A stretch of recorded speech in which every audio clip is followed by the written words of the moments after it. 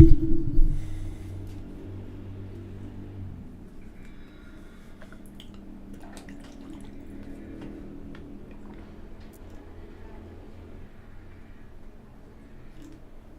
I wanted to get this one. Something I've realized is that often the root of this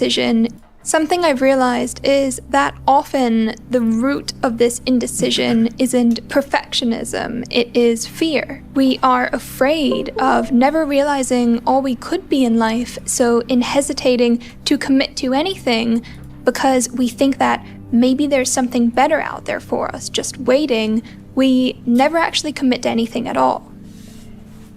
I saw my life branching out before me like the fig tree in the story. From the tip of every branch, like a fat purple fig, a wonderful future beckoned and winked. One fig was a husband and a happy home and children, and another fig was a famous poet, and another fig was a brilliant professor. I saw myself sitting in the crotch of this fig tree, starving to death, just because I couldn't make up my mind which of the figs I would choose. I wanted each and every one of them, but choosing one meant losing all the rest. And as I sat there, unable to decide, the figs began to wrinkle and go black, and one by one, they plopped to the ground by my feet. This is a quote from Sylvia Plath's novel The Bell Jar, and is one of the most painfully accurate descriptions of modern life. Nowadays, we have so many options, yet that's exactly the problem. Because many of us live like this. We spend years unable to choose a path, terrified that the moment we commit to one choice, we will lose all others. And so we wait. We wait to feel certain. We wait until we feel that we are ready.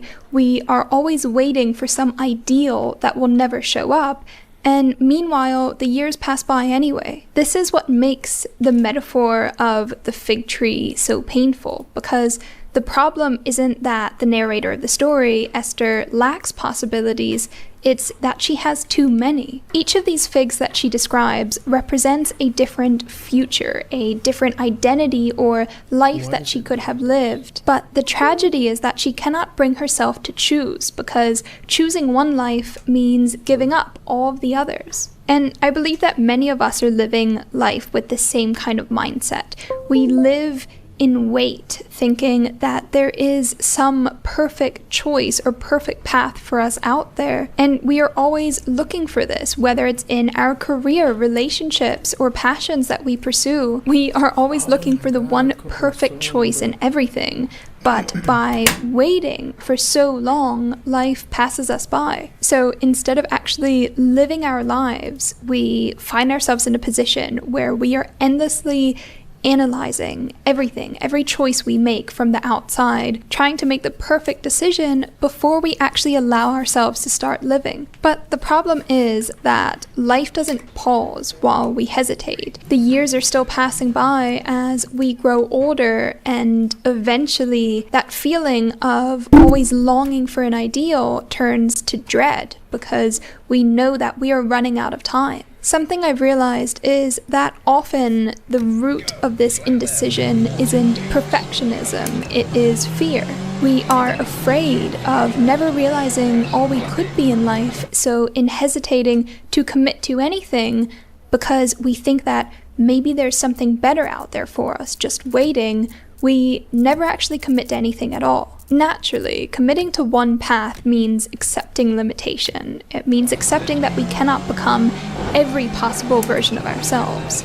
And I think for many people, especially ambitious people, that can feel unbearable. So instead we choose to remain stuck in this psychological paralysis where every option remains open to us, yet we never actually end up becoming anything. It's basically living a half-life, because by preserving our potential in theory, we never actually risk it in reality. We think as long as nothing is chosen, as long as we never fully try, nothing can fail. The imagined self remains perfect, untouched by reality. And psychologically, I think this comes from something much deeper than indecision.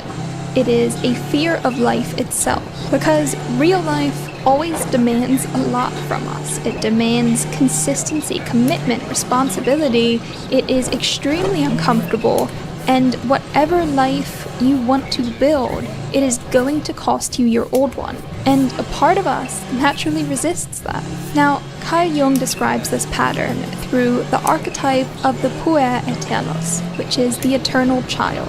This is someone who remains suspended in possibility.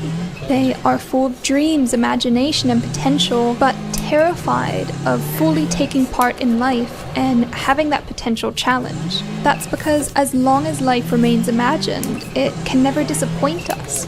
We can never fail if we never try.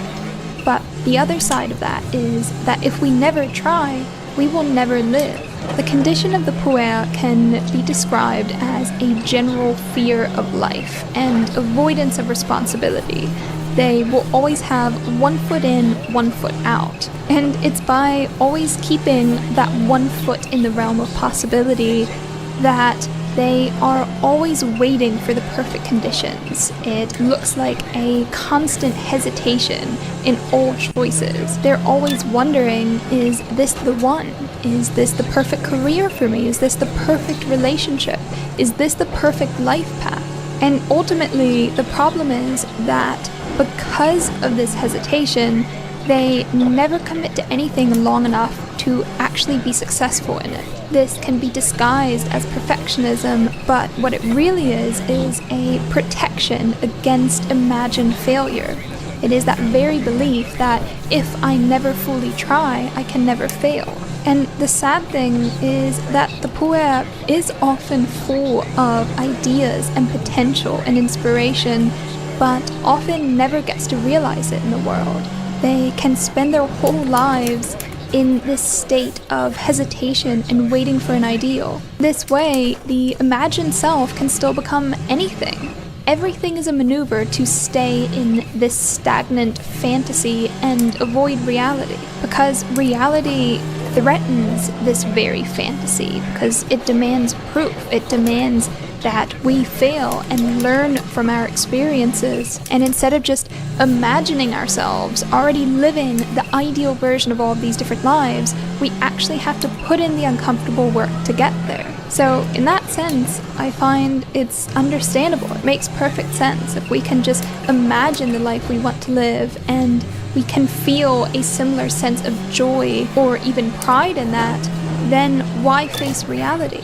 Why should we face that discomfort, put in the work? Why should we risk failure and realize that we are not the person we imagined ourselves to be? Whatever we choose to do in life, trying means confronting the possibility of failure and limitation, judgment, and worst of all, mediocrity. So sometimes what looks like procrastination and indecision is actually self-protection. However, this also comes with a great risk. Carl Jung wrote, "The perpetual hesitation of the neurotic to launch out into life is readily explained by his desire to stand aside so as to not get involved in the dangerous struggle for existence.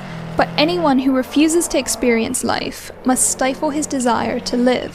And this is exactly why this constant search can become poisonous very quickly. Those who refuse to live, to take risks, to confront failure, to try, must also give up on life. This is where we see all sorts of self-destructive habits, addictions, reckless behaviors. They're all ways to avoid reality and stay in this fantasy. The puer will come up with every excuse to not face reality. They will blame others for their failures. They will use all of their own experience in order to create a victim mindset. And this is all a way to avoid reality and the responsibility that comes with it. And we see this in the narrator of The Bell Jar. Esther is a pretty unlikable character. She is arrogant, she is obviously very intellectual, and she sees the world in a very negative light, where she is constantly judging and blaming other people for a lot of her own problems. She refuses to take accountability for her life, and as she withdraws, she becomes more and more numb to the world around her. And the ending of the book is quite literally a dissolving of individual consciousness, which is a terrifying consequence for not taking action, for not making choices in your own life. I find the ending in that sense can also be read as a metaphor, because in refusing our own agency, we are robbed of it. And honestly, for a long time, I lived a lot like this as well. I didn't know what I wanted to study, I didn't know where I wanted to live, or who I wanted to become. I saw so many different futures and paths branching out before me that I felt paralyzed. And I think that's why this story resonated so much with me, because I was lucky to have many choices, many possibilities, yet I struggled to choose and commit to any one. I was waiting so long for certainty, for some undeniable feeling that this was the right path for me. Just like Esther, I felt afraid that choosing one path would close the doors on all others, and that there might have been a different one that would have suited me better. Who knows? But you know what? Life still goes on, and we have to choose anyways. I also realized that a lot of these are impossible questions to answer, because we never know where any given choice may lead in the long run. We don't know what future possibilities might come with it. All we can do is make the best choice with what we know now. And I think this is part of the painful truth hidden underneath the fig tree analogy, because there is no way to live without loss. To choose one path is to let others go. But this is not failure, this is just what it means to live. As long as all of these ideas and possibilities remain a fantasy, they are not real. While you might think that you have unlimited paths and possibilities in your future, in reality, by not choosing and committing to any of them, you will be left with nothing. Because a meaningful life is not built through preserving every option forever. It is built through devotion to one thing that we choose, and through our effort and hard work, it becomes real. I think many people can spend years waiting for certainty before they begin, but one thing that I've noticed is that certainty rarely comes beforehand. Instead, it often follows action. This is why when we are sitting beneath our fig tree, forever waiting and deciding which one to pick, all that matters is that we pick one. The poem tells a story of unrealized potential and a half-lived life. But the answer is not in endlessly waiting for an ideal. It means having the courage to face uncertainty and to act anyways. We must bring our ideas and dreams into reality and to fight for them while embracing failure rather than avoiding it. And when I speak of potential, I don't mean it in the superficial sense. I'm not talking about fame, wealth, or success, but rather creating a life that feels meaningful to you. Whatever that may be, each of us has a calling, and we can feel it in those little moments of resonance with things. It is all of the things you feel drawn to, but maybe have dismissed or been too afraid to pursue. Maybe you've dreamed of creating music, pursuing writing, starting your own business. A lot of the time, even if you try to brush it off, these kind of ideas don't go away. These are the things to pursue in whatever way you can. Jung famously said, "Where your fear is, there is your task."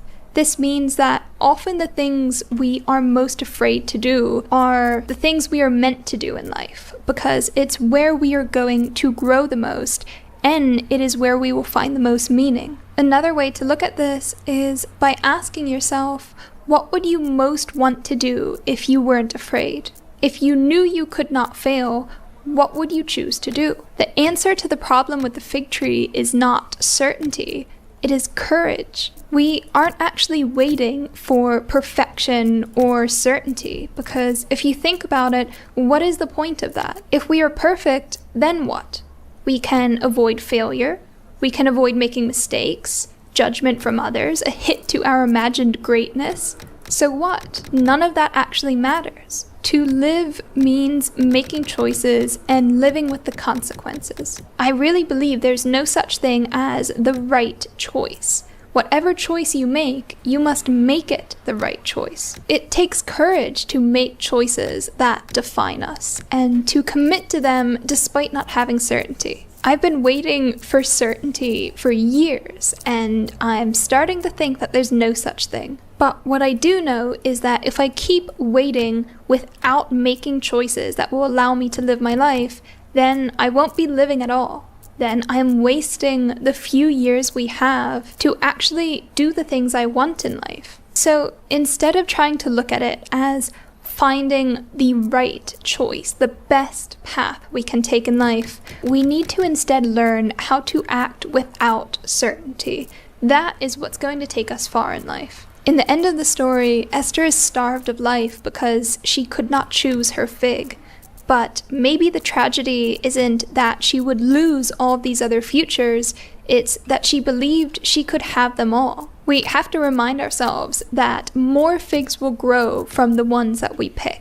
We need to tend to them, to grow them with hard work, and new possibilities will emerge. I think the danger in this story that a lot of us can relate to is that if we spend our whole lives waiting for the perfect choice, the ideal, the best life path, then we will never actually live. There are people who spend their whole lives imagining who they could have been, and there are people who actually dare to become someone. I believe to live fully requires a certain audacity. It requires the willingness to choose and commit despite uncertainty, to embrace imperfection and failure, especially failure, because these are the stepping stones that will actually lead us towards our goals in life. So if you also feel trapped in indecision, know that you're not alone. I think this is one of the most universal struggles we can face, and it's not necessarily a bad thing.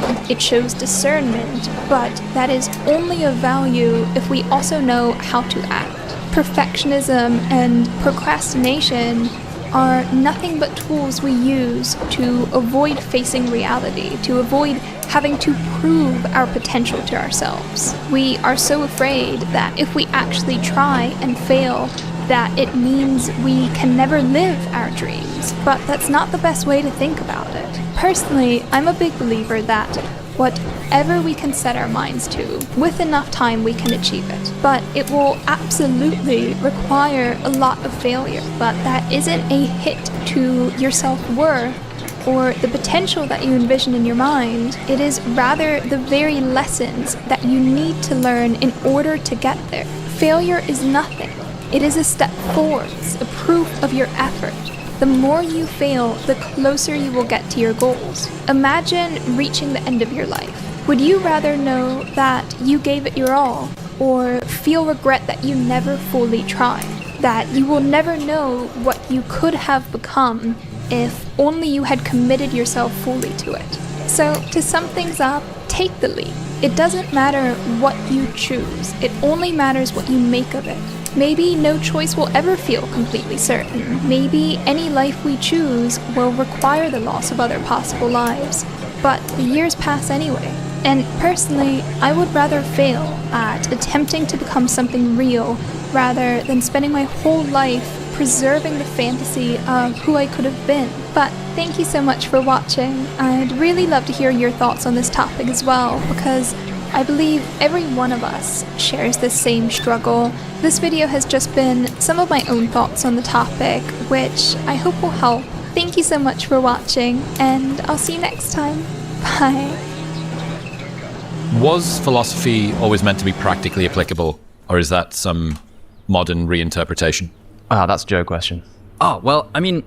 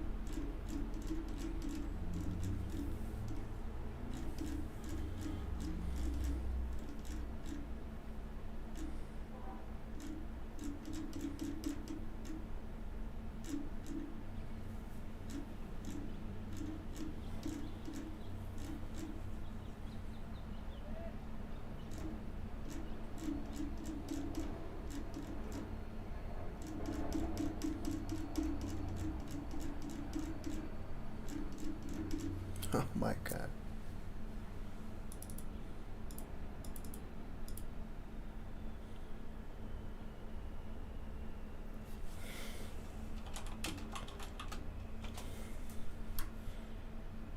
No, years, finding love, starting a family, eventually become the unremarkable backdrop. Part 26, false understanding. Part 25, unnatural selection. The traits most rewarded in modern society are often disconnected from what creates genuine well-being or survival value. The ability to manipulate others, self-promote and appear confident often outweighs actual competence. We select leaders based on charisma rather than wisdom, creating systems that perpetuate harmful patterns. Our attraction to novelty and sensationalism rewards those who create outrage rather than understanding. Educational systems reward compliance and test performance over creativity and critical thinking. The qualities most celebrated in public figures are often precisely those that create suffering in private relationships. Economies reward extraction and exploitation over sustainability and genuine value creation. These misaligned incentives create societies that systematically undermine the very happiness they claim to pursue. Part 26. False understanding. Most explanations we accept for complex phenomena represent dramatic oversimplifications that create an illusion of comprehension while fundamentally misrepresenting how systems actually function. The narratives in history books and documentaries represent politically acceptable interpretations and simplified storylines rather than the messy, contradictory and often random factors that actually determined historical outcomes. Scientific findings reported in popular media are routinely oversimplified to the point of misrepresenting the actual research, creating public knowledge that researchers themselves would not recognize as accurate representations of their work. Political and economic systems involve such complex feedback loops, emergent properties, and interdependencies that no single person, including supposed experts, can truly comprehend them, despite confident predictions and explanations that suggest otherwise. The human brain evolved primarily to create satisfying narratives and identify agency rather than to perceive reality accurately, prioritizing coherent stories over messy truth when the two conflict. We habitually mistake our mental models of reality for reality itself, forgetting they are merely approximations and heuristics rather than direct perception of how things actually work. The subjective sense of understanding complex topics often arrives precisely when we've oversimplified them enough to feel intellectually comfortable, mistaking the relief of cognitive closure for genuine comprehension. The most reliable sign of true expertise in any field is often an increasing awareness of how much remains unknown or uncertain, with intellectual humility growing rather than diminishing as knowledge deepens beyond superficial understanding. Part 27.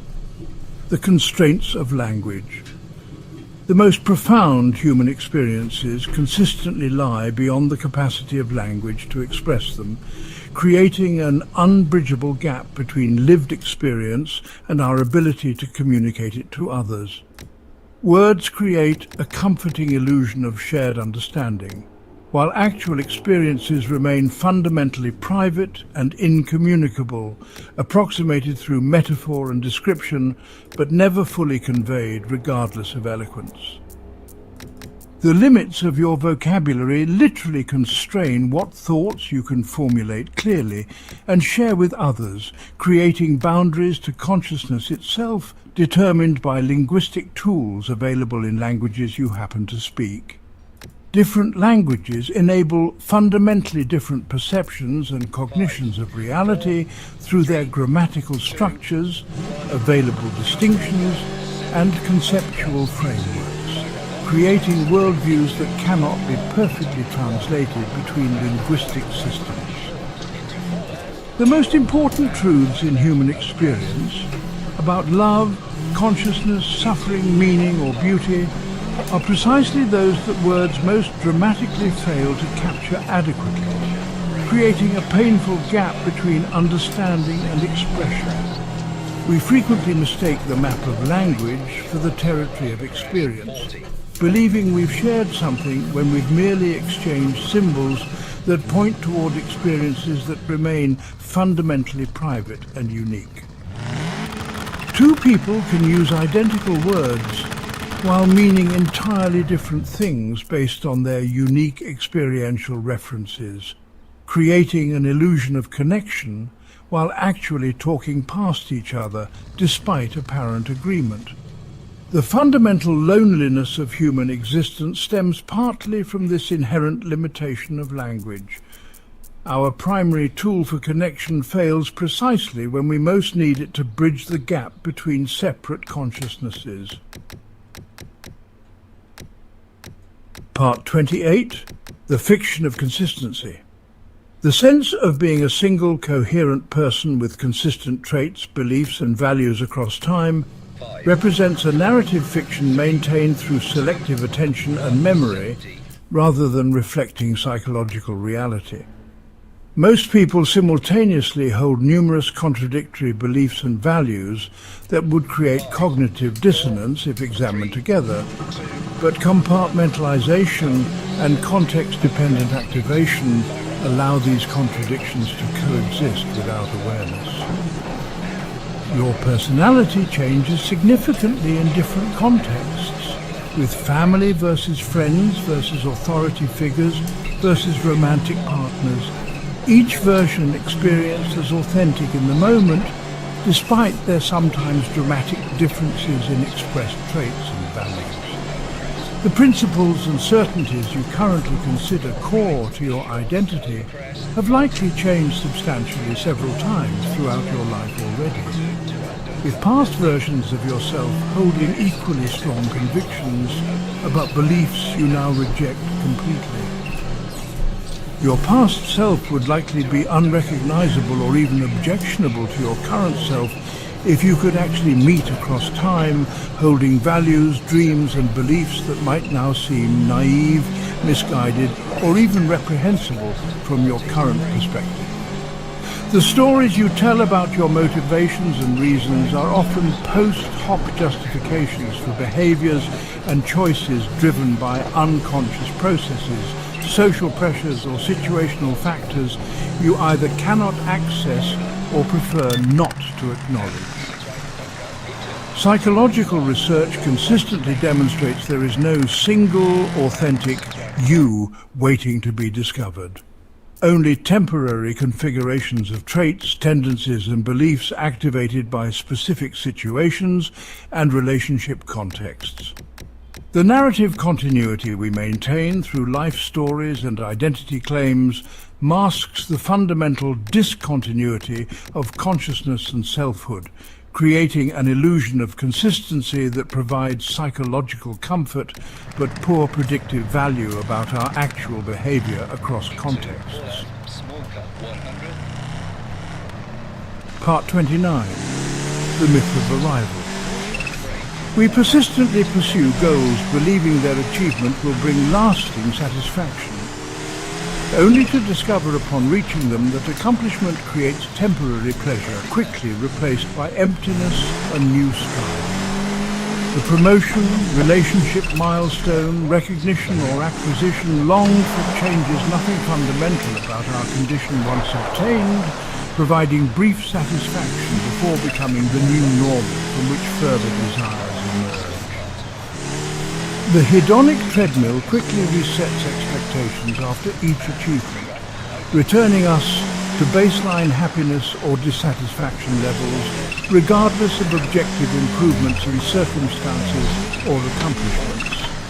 Material acquisitions that required years of effort and anticipation typically transform from exciting possessions to unnoticed background elements of daily life within weeks or months, their emotional impact fading far more quickly than anticipated.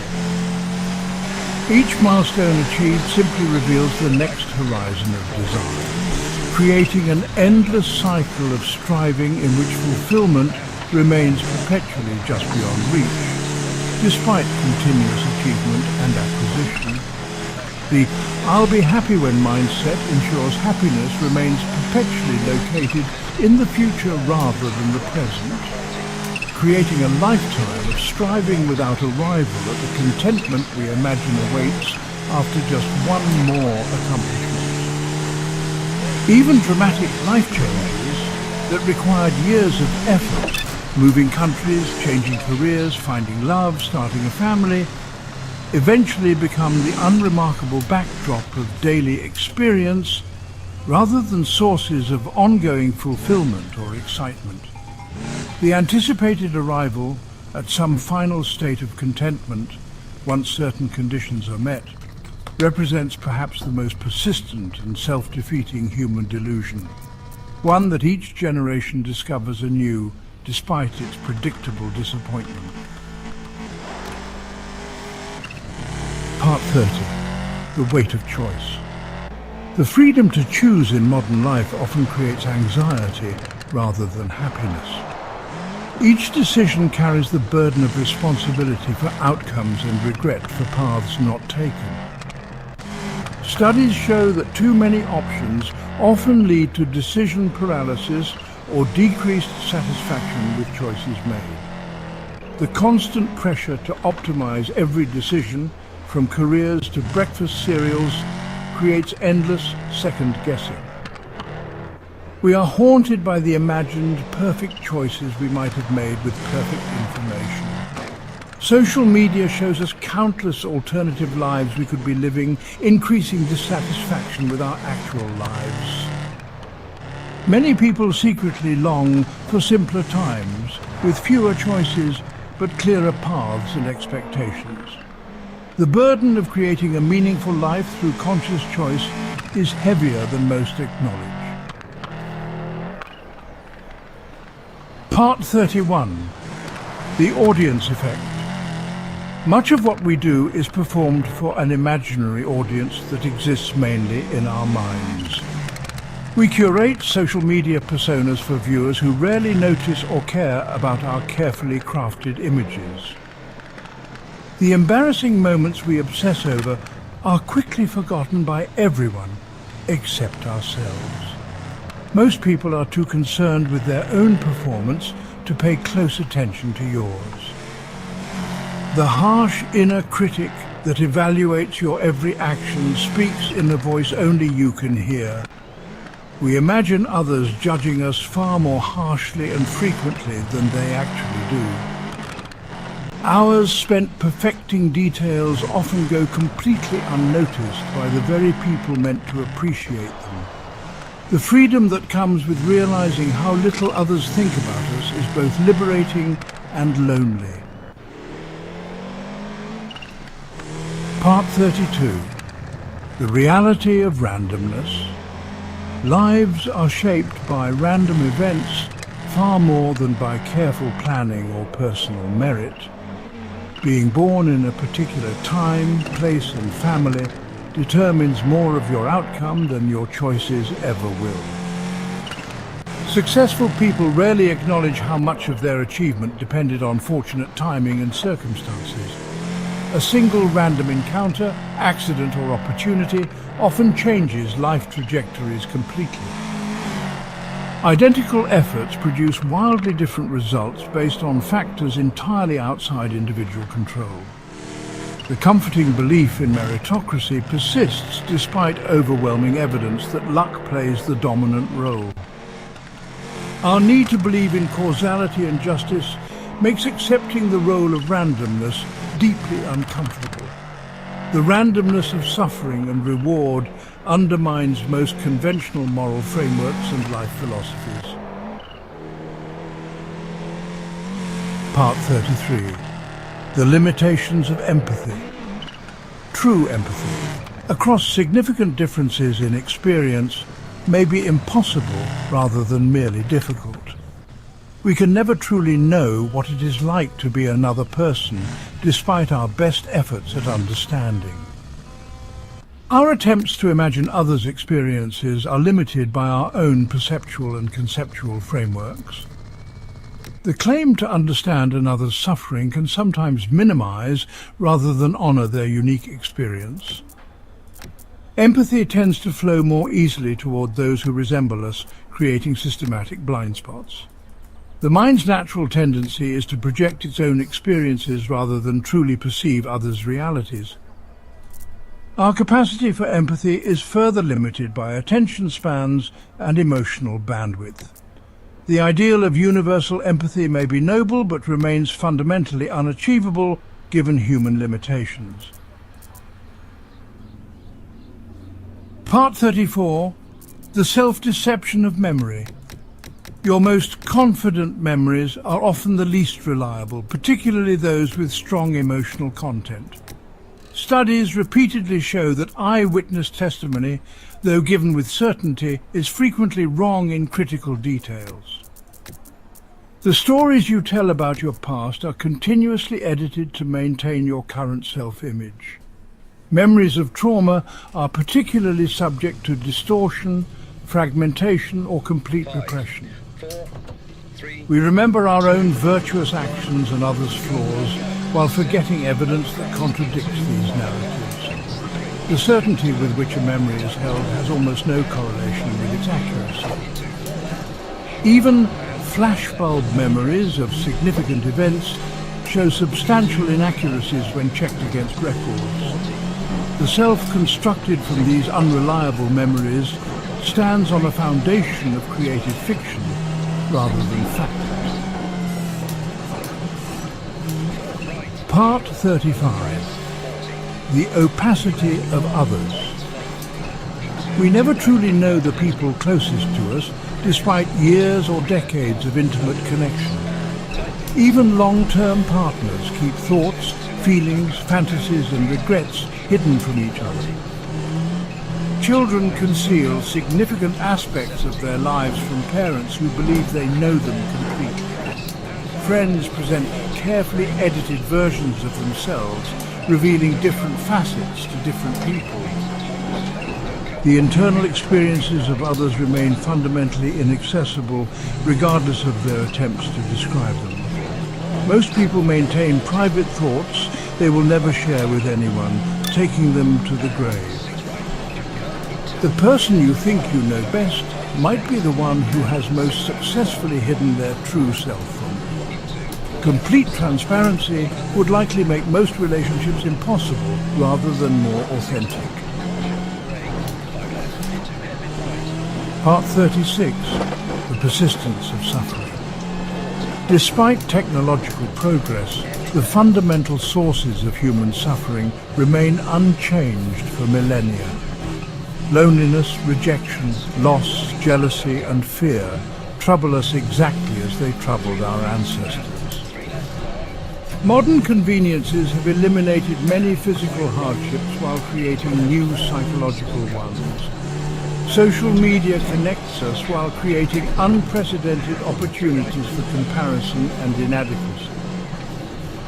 Medical advances extend lives without necessarily improving their quality or meaning. Wealth and comfort often fail to provide the happiness they promise, creating new forms of emptiness.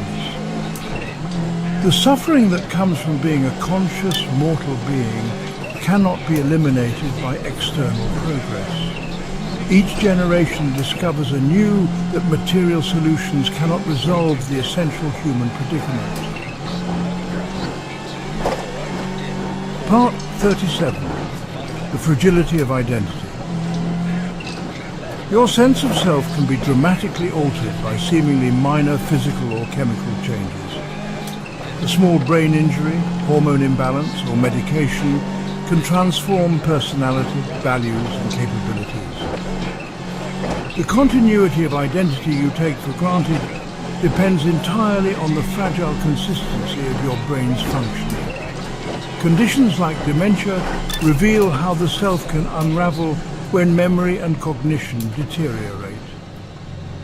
What you consider essential to your identity, beliefs, preferences, memories, can change radically with brain alterations.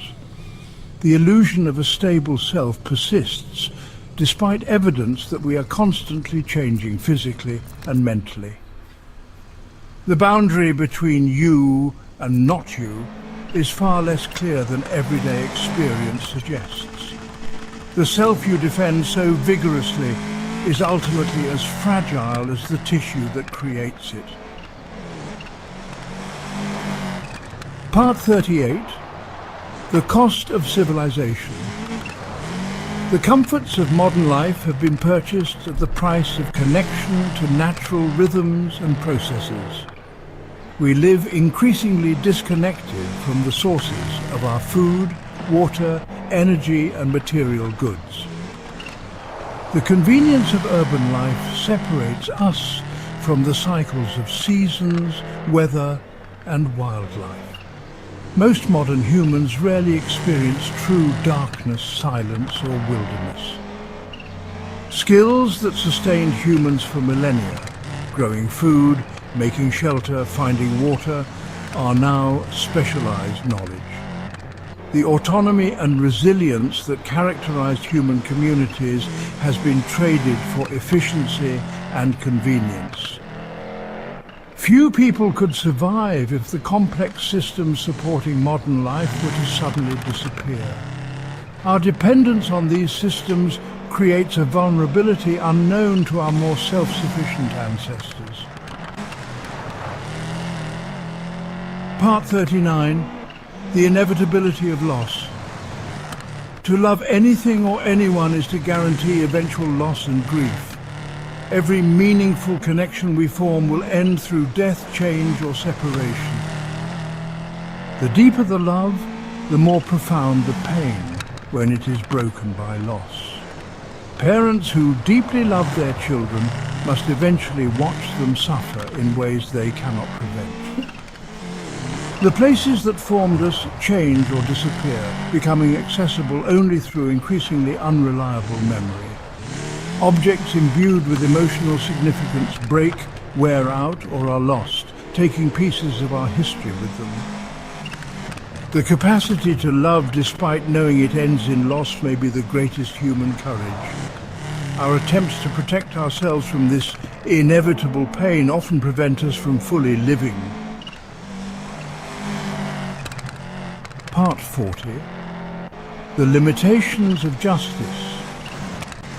True justice may be impossible to achieve in a world of limited information and perspective. Legal systems can at best approximate justice through standardized procedures, not deliver it perfectly. Most harms people suffer will never be acknowledged, compensated or balanced by any form of justice. The deepest wounds often come from actions that break no law but violate trust or relationship. Systemic injustices persist partly because they benefit those with power to address them. The people who suffer most from injustice typically have the least power to remedy it. Justice delayed is indeed justice denied, yet most justice processes extend suffering through their length. The ideal of perfect justice remains perpetually beyond human reach, despite its central place in our moral imagination. Part 41. The Comfort of Objects. Many people form deeper attachments to possessions than to people in their lives. Objects provide predictable comfort without the demands, disappointments, or betrayals of human relationships. The collection and arrangement of things creates an illusion of control in an unpredictable world. Possessions can become physical anchors for memories and identity when relationships prove unstable. The pursuit of perfect objects Homes, cars, technologies often substitutes for addressing emotional emptiness. Our culture encourages treating material goods as solutions to non-material problems. The temporary pleasure of acquisition fades quickly, creating a cycle of perpetual wanting. Many people approach death surrounded by carefully curated possessions that meant everything to them and nothing to their heirs. Part 42. The Myth of Closure. The clean emotional resolution we call closure rarely arrives in the way we expect. Some wounds heal partially but continue to ache when the weather changes, literally or metaphorically. Traumatic experiences are integrated rather than resolved, becoming part of our ongoing story. The expectation of neat closure can prevent acceptance of messy, incomplete healing processes. Relationships often end without clear explanation, leaving questions that will never be answered. The rituals we create to mark endings provide structure, but not the emotional completion we seek. Some betrayals and losses will trouble us until our dying day, resistant to every attempt at resolution. The most profound grief doesn't end, but transforms, becoming a different shape of absence over time. Part 43. The Poverty of Attention. Our capacity for sustained attention diminishes as demands for it multiply exponentially. The ability to sit with a single thought, book, or conversation without distraction becomes increasingly rare. Digital technologies systematically harvest attention, the scarcest and most valuable human resource. The constant switching between tasks and stimuli erodes the deep processing needed for wisdom and insight. Children developing now may never experience the quality of attention their grandparents took for granted. The loss of contemplative space changes not just what we think about, but how we are capable of thinking. Brief, fragmented attention creates brief, fragmented understanding of complex issues and people. The capacity for sustained attention may become the defining divide between different types of minds and abilities. Part 44. The Unowned Shadow. Each person carries disowned aspects of themselves that they project onto others rather than recognize. The qualities we most despise in others often reflect what we cannot accept in ourselves. The righteous certainty with which we condemn others' failings often masks our own similar tendencies. Our harshest judgments reveal more about our fears than about those we judge.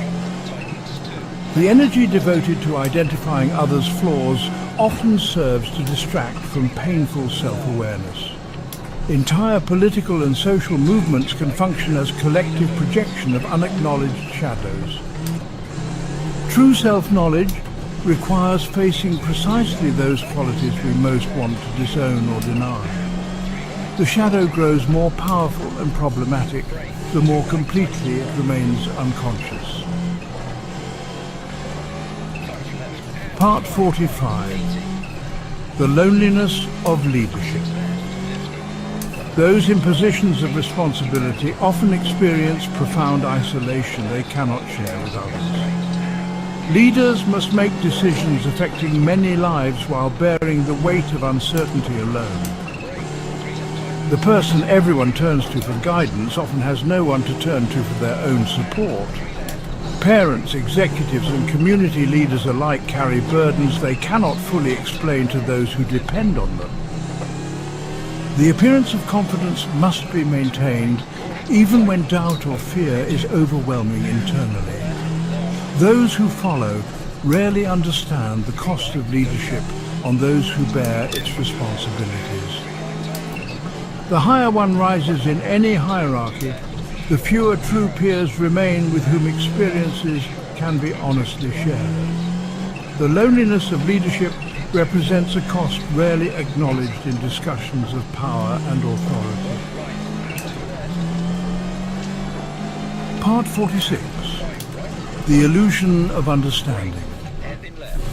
We navigate a world far more complex than our minds evolved to comprehend.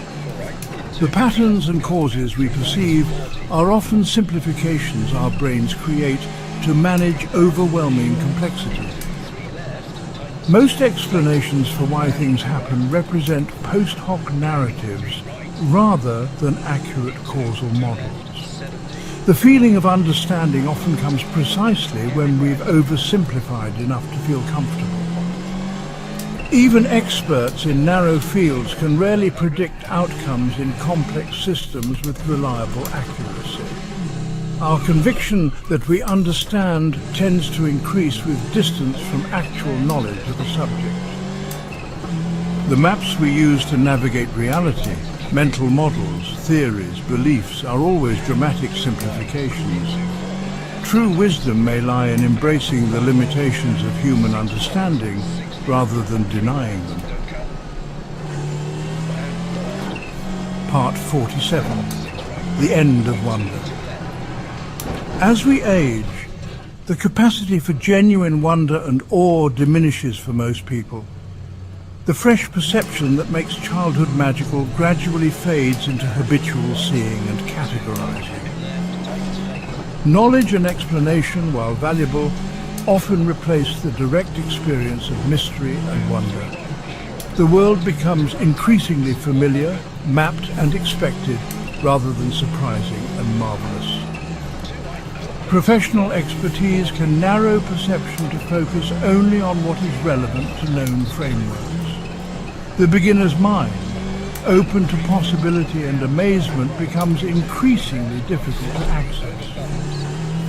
Many adults experience wonder only during rare moments of disruption to normal perception. The loss of wonder represents an unacknowledged grief in the transition from childhood to adulthood. Part 48. The unequal distribution of time. Time, the one resource distributed equally to all, is experienced very differently across social divides. The poor spend more time waiting for transportation, in government offices, in medical settings than the wealthy. Some must trade most of their waking hours for basic survival, while others have freedom to allocate time. The stress of poverty, discrimination and insecurity accelerates physical aging and shortens actual lifespan. Leisure, rest and contemplation remain luxury goods inaccessible to many despite technological advances. The ability to control one's time represents perhaps the most significant yet overlooked form of privilege. Modern life has created time poverty alongside material abundance for many in developed economies. The promise that technology would create more leisure time has proved false for most working people. Part 49. The persistence of childhood. The wounded or neglected child you once were continues to influence your adult decisions and reactions. Emotional patterns established before age 7 often determine relationship choices throughout life. The voices of early caregivers continue as internal dialogue long after those people are gone. Unconscious recreation of familiar childhood dynamics drives choices that appear irrational on the surface. The need for validation or security not received in childhood can motivate entire career paths or life choices. Patterns of attachment formed in infancy often predict adult relationship satisfaction and stability. Even those who consciously reject their upbringing often find themselves unconsciously repeating its patterns. The child you were and the adult you are exist simultaneously, influencing each other across time. Part 50. The limits of healing. Not all wounds heal completely, despite therapy, time, understanding or forgiveness. Some traumas change brain structure and function in ways that remain for a lifetime. Integration and management of pain often represent more realistic goals than elimination of suffering. The expectation of complete healing can become another burden for those already carrying heavy loads. Some losses create absences that cannot be filled, but must be carried with increasing strength. The wisdom gained through suffering rarely feels worth the price paid to acquire it. The most profound growth often comes not from healing completely, but from learning to live meaningfully with wounds. Perhaps wholeness includes acknowledging brokenness rather than overcoming it entirely. Part 51, The Unheard Voice. Many people will go their entire lives without ever feeling truly heard or understood by another human being, despite countless conversations and relationships. They speak their deepest truths, but find others responding to projections or assumptions rather than what was actually expressed. The painful experience of vulnerably sharing your innermost thoughts only to have them misinterpreted or dismissed creates a profound existential loneliness that accumulates over decades. Some eventually stop trying to articulate their authentic experience after years of being misunderstood, retreating into a private inner world. Even in our most intimate relationships, people often listen through filters of their own needs, histories, and cognitive biases, hearing what confirms their existing view rather than the novel reality being shared. The gap between what we intend to communicate and what others actually receive can feel increasingly unbridgeable as we age and experience repeated failures of understanding. This fundamental failure of human communication leads many to the devastating conclusion that true connection is impossible rather than merely difficult, prompting withdrawal from authentic interaction. The primal need to be witnessed and truly understood remains painfully unmet, even among those surrounded by family, friends, and colleagues who sincerely believe they know and understand them. Part 52. The Burden of Knowledge. The more conscious you become of the suffering and injustice in the world, the heavier the weight you must carry through everyday life, while others walk unburdened. Knowledge about climate change, systemic discrimination, political corruption, and humanitarian crises cannot be compartmentalized once truly comprehended. Those most sensitive to the pain of others often find themselves overwhelmed by seemingly simple activities like shopping, where they see the hidden costs of each product in human exploitation and environmental damage. Awareness of complex systemic problems frequently leads to feelings of helplessness and despair rather than empowerment, as the scale of issues dwarfs individual capacity for meaningful action. Learning about the true history of colonization, genocide, slavery, and ongoing oppression permanently alters how one perceives current institutions, wealth distributions, and power structures that others take for granted. The blissful comfort of ignorance becomes forever impossible once certain thresholds of knowledge have been crossed, closing the door to simple enjoyments and uncomplicated patriotism. This heightened awareness inevitably separates you from family, friends, and colleagues who maintain comfortable illusions about meritocracy, progress, and justice, creating another form of profound isolation. The fundamental question becomes not whether to carry this knowledge, but how to bear its weight without being crushed by it or becoming numb to the very suffering that awakened your conscience. Part 53. The Futility of Advice. Most advice given reflects the giver's personal regrets, unprocessed pain, and limited life experience rather than an accurate assessment of the receiver's actual situation, personality, or needs. People confidently prescribe one-size-fits-all solutions based on anecdotal evidence and limited understanding of others' complex circumstances, cultural backgrounds, and available resources.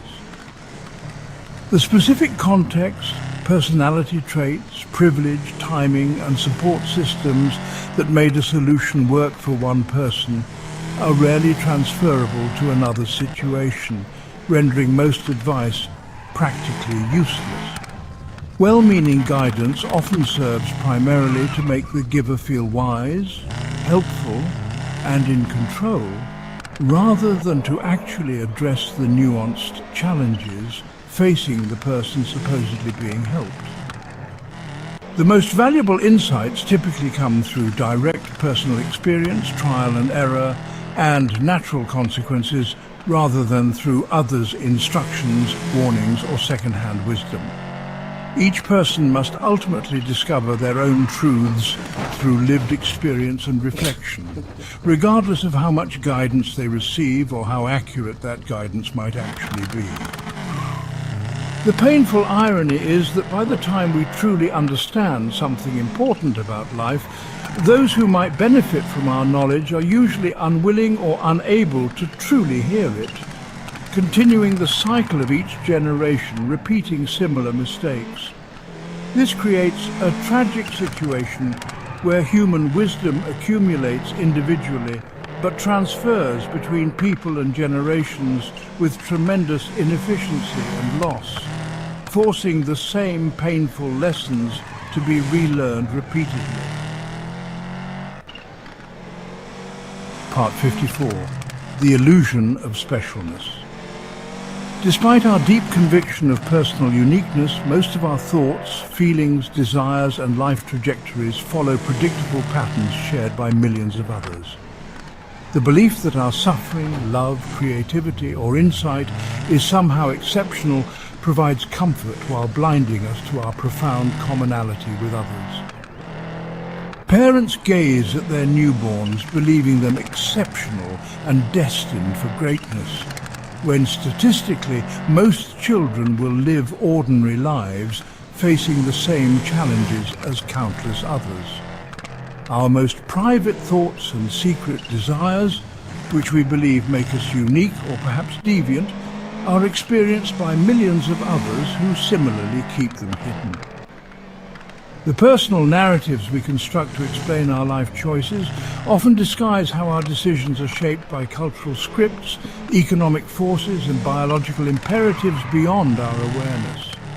The modern emphasis on individual specialness creates unrealistic expectations that leave many feeling they have failed when they live ordinary lives. Even those who achieve recognition in their field are quickly replaced and forgotten, their supposedly unique contribution absorbed into collective knowledge or fashion. The painful truth is that the universe continues essentially unchanged by the absence of even the most accomplished human beings, a fact our ego defenses work tirelessly to help us avoid confronting. Part 55. The Myth of Deserving. The deeply held belief that we somehow deserve either our fortune or misfortune is perhaps the most persistent and dangerous illusion in human thinking. Children born into poverty, abuse, or war zones have done nothing to deserve their suffering, yet must endure it while others experience safety and abundance. Those born to wealth, stable families, and peaceful nations enjoy advantages they did nothing to earn, yet often believe their subsequent success stems solely from personal merit and effort. The cancer patient did nothing to deserve their illness, nor did the healthy person earn their good health through virtue or correct living, despite our desperate attempts to identify causes. Our need to believe in a just world where good things happen to good people leads us to blame victims and attribute success to character rather than circumstance or random chance. This comforting fiction allows the fortunate to enjoy their advantages without guilt, and provides the illusion that misfortune can be avoided through proper behavior or attitude. The concept of deserving implies a cosmic accounting system that simply does not exist. Yet we cling to this belief rather than face the terrifying randomness of fate and the unearned nature of both privilege and suffering. Releasing this myth would require fundamentally reimagining social systems built on the assumption that wealth and position reflect merit rather than circumstance, an undertaking few beneficiaries of the current system are willing to contemplate. Part 56, the tragedy of timing. Many potentially beautiful relationships, opportunities, and creative collaborations never materialize simply because the timing is wrong, with people meeting at incompatible stages of life or readiness. The perfect mentor appears when we're too inexperienced to recognize their value, or the ideal romantic partner enters our life when circumstances make connection impossible. Opportunities for career advancement, artistic expression, or personal growth often arrive when we lack the confidence, resources, or freedom to pursue them, never to return when we finally become ready.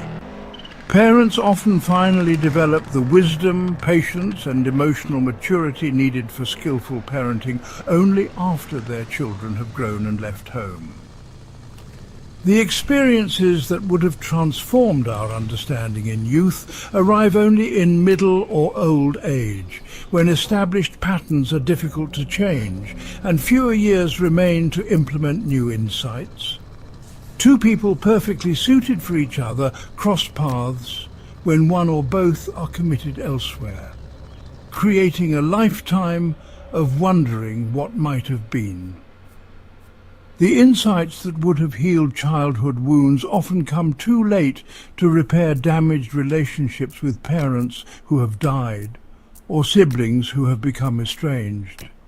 This misalignment of timing and readiness creates countless invisible tragedies of unrealized potential and connection, with most people experiencing many near misses of profound significance without ever becoming aware of what almost was.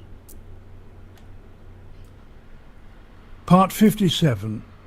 The unknowable impact. Our actions and words affect others in ways we can never fully know or understand, creating ripple effects that continue long after we've forgotten the encounter. A casual criticism might wound deeply and change someone's life trajectory, while an offhand compliment might provide crucial encouragement at exactly the right moment.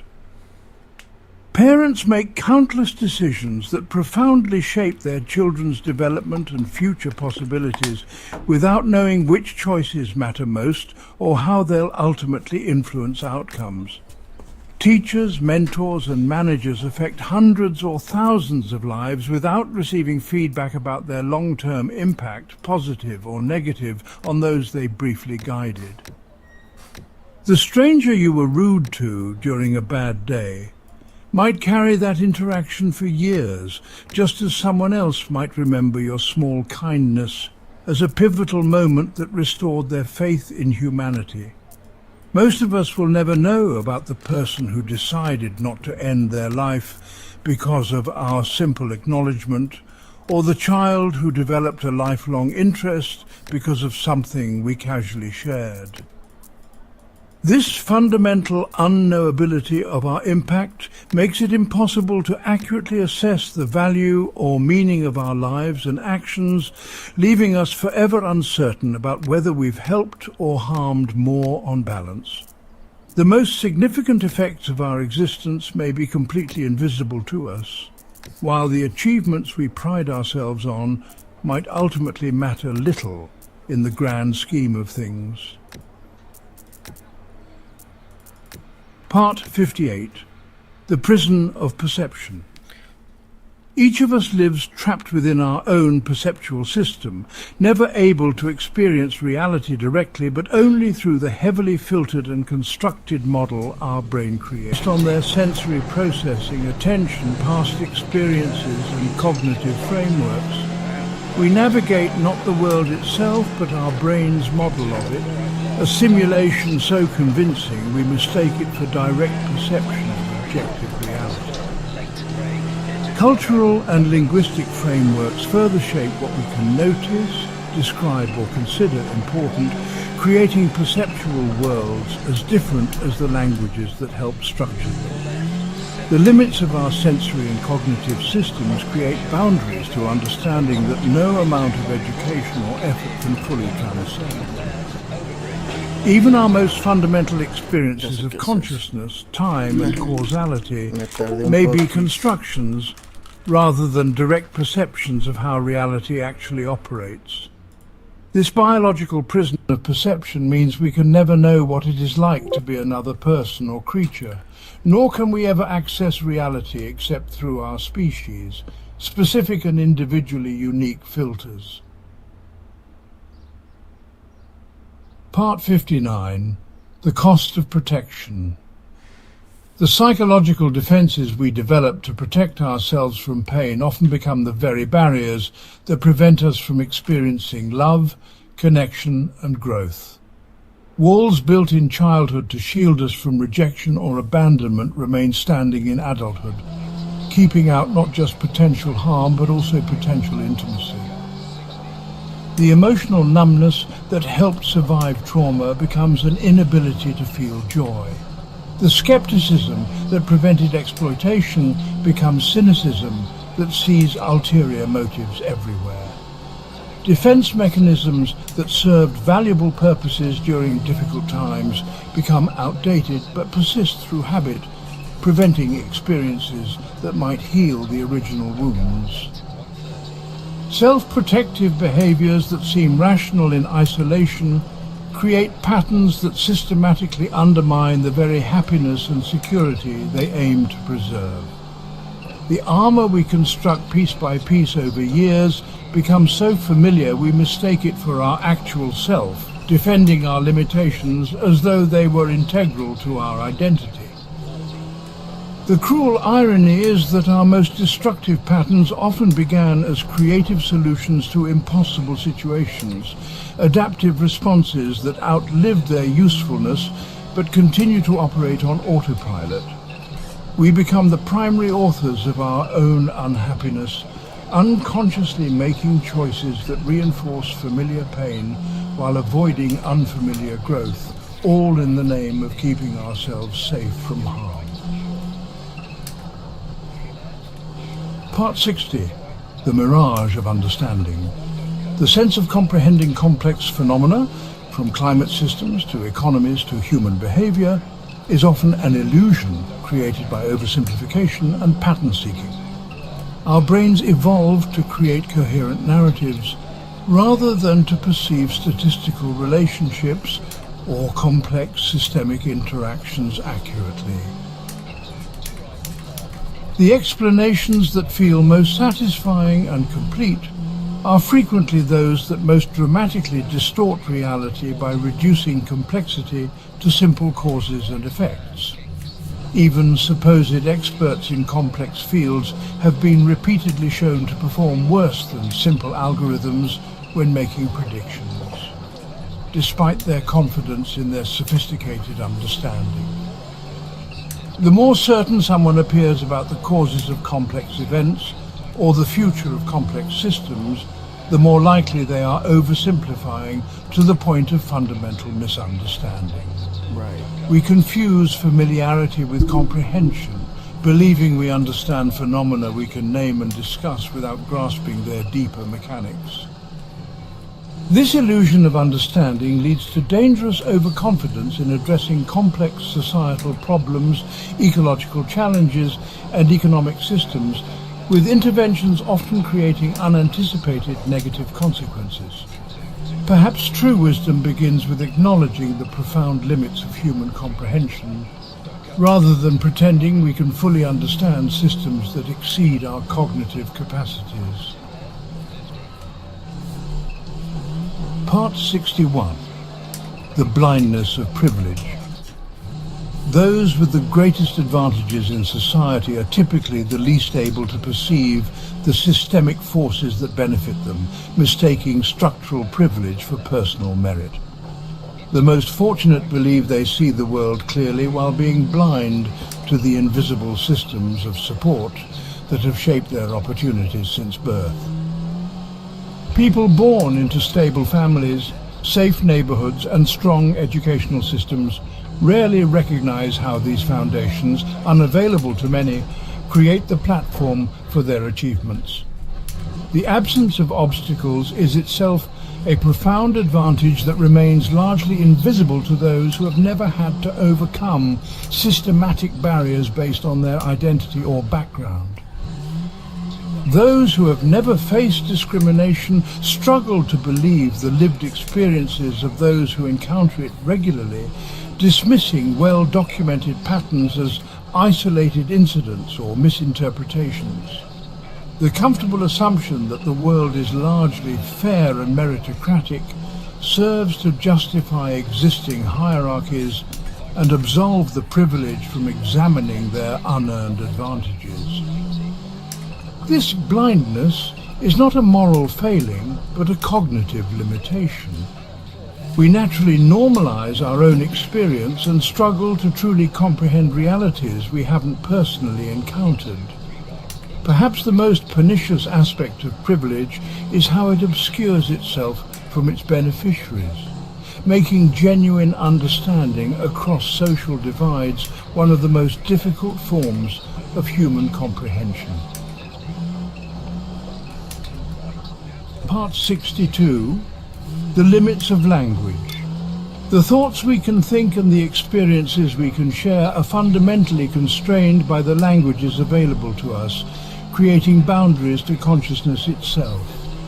Certain emotions, relationships, and experiences remain unnamed in English, yet have specific words in other languages, suggesting gaps in our conceptual framework rather than in human experience. The most profound human experiences, intense grief, spiritual awakening, the birth of a child, often leave us speechless precisely because they exceed what our linguistic tools can adequately capture or convey. Different languages enable different perceptions of time, space, causality, and personhood, creating worldviews that cannot be perfectly translated between cultural linguistic systems. The limits of vocabulary literally constrain the thoughts you can formulate clearly, while concepts lacking precise terms remain fuzzy and difficult to examine or discuss. We mistake our linguistic maps for the territories they represent, forgetting that words are merely imperfect symbols pointing toward experiences they can never fully contain. Two people using identical words often mean entirely different things, creating an illusion of understanding while actual miscommunication remains hidden until consequences emerge. The fundamental inadequacy of language to fully capture human experience creates an inescapable solitude. We can approximate sharing our inner worlds, but never achieve complete transmission of meaning. Part 63. The erosion of meaning. Activities and achievements that once seemed deeply meaningful often hollow out over time, leaving people questioning the purpose of even their most significant life investments. Career paths pursued with passion and conviction for decades can suddenly appear pointless or even harmful when viewed from a different stage of life or perspective.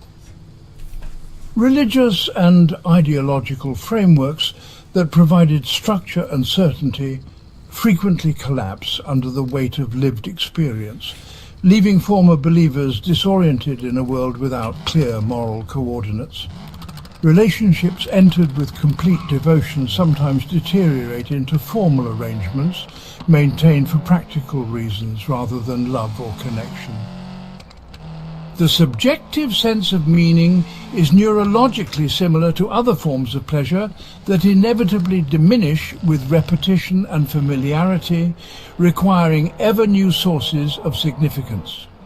Accomplishments that were supposed to provide lasting satisfaction, publishing a book, reaching a financial goal, raising children, often deliver only temporary fulfillment before new voids appear. This pattern creates a crisis in midlife or later years when many people realize they've organized their lives around pursuits that no longer feel meaningful but have limited time or energy to begin anew. Perhaps meaning itself is not something to be found and permanently secured, but rather a temporary state that must be repeatedly recreated throughout life as we and our circumstances evolve. Part 64. The Weight of Potential. The burden of unrealized potential can become heavier than actual failure, haunting those who sense their capabilities but never fully express or develop them. Many highly intelligent or creative people live with constant awareness of the gap between what they could achieve and what they actually accomplish, creating ongoing internal dissatisfaction. Parents often unconsciously transfer their unfulfilled dreams to children, creating expectations that distort natural development and create lifelong striving to fulfill someone else's abandoned potential. The early identification of talent or giftedness frequently becomes a psychological burden rather than an advantage, creating performance pressure and fear of disappointing others' expectations. Those who show early promise but don't achieve conventional success often suffer more than those who never demonstrated special abilities, carrying a sense of having squandered something precious. The paths not taken, careers unexplored, creative pursuits abandoned, relationships not cultivated, can create a shadow life that competes with actual experience for emotional attention. Most painful is the recognition, usually coming in middle age, that certain potentials can no longer be realized due to physical limitations, family responsibilities, or simple lack of remaining time. The question of whether we have lived up to our potential becomes increasingly poignant as opportunities narrow with age, creating regret, not for actions taken but for capabilities left unexpressed. Part 65. The permanence of damage. Some wounds never fully heal, no matter how much therapy, time, forgiveness, or understanding we apply to them. Childhood trauma literally reshapes developing brains, creating neural pathways and stress responses that persist throughout life despite conscious awareness and effort. Certain betrayals permanently alter our capacity for trust, not because we haven't processed or forgiven, but because the learning has been physiologically encoded as protective adaptation. The recognition that some damage is permanent contradicts cultural narratives about complete healing and transformation, creating another layer of isolation for those carrying lasting injuries. Physical trauma, like brain injuries, chronic illness, or sexual violence, can create permanent changes to the body that psychological healing cannot fully address or reverse. Communities and cultures also carry multi-generational trauma that persists long after original events, shaping identities and relationships in ways that defy individual healing efforts. The expectation of complete recovery often becomes another burden for survivors who must pretend wholeness or be judged as stuck or unwilling to heal. Perhaps true wisdom includes accepting that some experiences permanently change us and that integration and meaning-making may be more realistic goals than returning to an unblemished state that can never be recovered. Part 66, the theatre of authenticity. The modern obsession with authenticity has paradoxically created new forms of performance as people carefully curate their appearance of spontaneity and genuineness. Social media profiles emphasizing living my truth often represent the most calculated and edited versions of self, designed specifically for public consumption and approval. Communities that most vocally prize authenticity frequently enforce rigid, though unacknowledged codes about what authentic expression should look like, punishing genuine difference. The commodification of authenticity turns even sincere self-expression into marketing strategy, with brands and influencers performing carefully constructed vulnerability to appear relatable. The pressure to appear authentic creates new anxieties as people constantly monitor their self-presentation for signs of perceived fakeness or conformity. Therapeutic culture's emphasis on finding and expressing one's true self assumes a stable, essential identity that contradicts psychological research on the contextual, fluid nature of personality. The quest for perfect authenticity often becomes another impossible standard that creates feelings of inadequacy, as people inevitably shift personas between different relationships and contexts.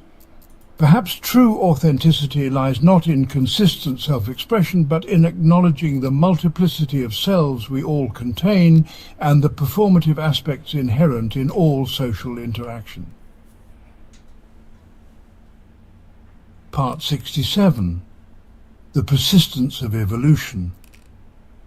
Our brains and bodies evolved for survival in environments radically different from modern society, creating fundamental mismatches between our design and our current reality. Anxiety disorders largely represent appropriate responses from threat detection systems designed for predator-filled environments, not for navigating performance reviews or social media. Our powerful cravings for sugar, fat, salt and calories, now destroying our health through abundance, evolved as essential survival mechanisms during frequent periods of scarcity. Status anxiety, jealousy and social comparison that create modern unhappiness originated as adaptive concerns about resources and reproductive access in small tribal groups. Cognitive biases that frustrate rational decision-making were once helpful heuristics for quick judgments in dangerous environments with limited information. Our attention systems designed to notice movement, novelty and potential threats are now hijacked by technologies specifically engineered to capture and monetize these automatic responses. The evolutionary lag between our ancient architecture and modern environments creates suffering that individual willpower cannot overcome, as we fight against deep programming with conscious effort.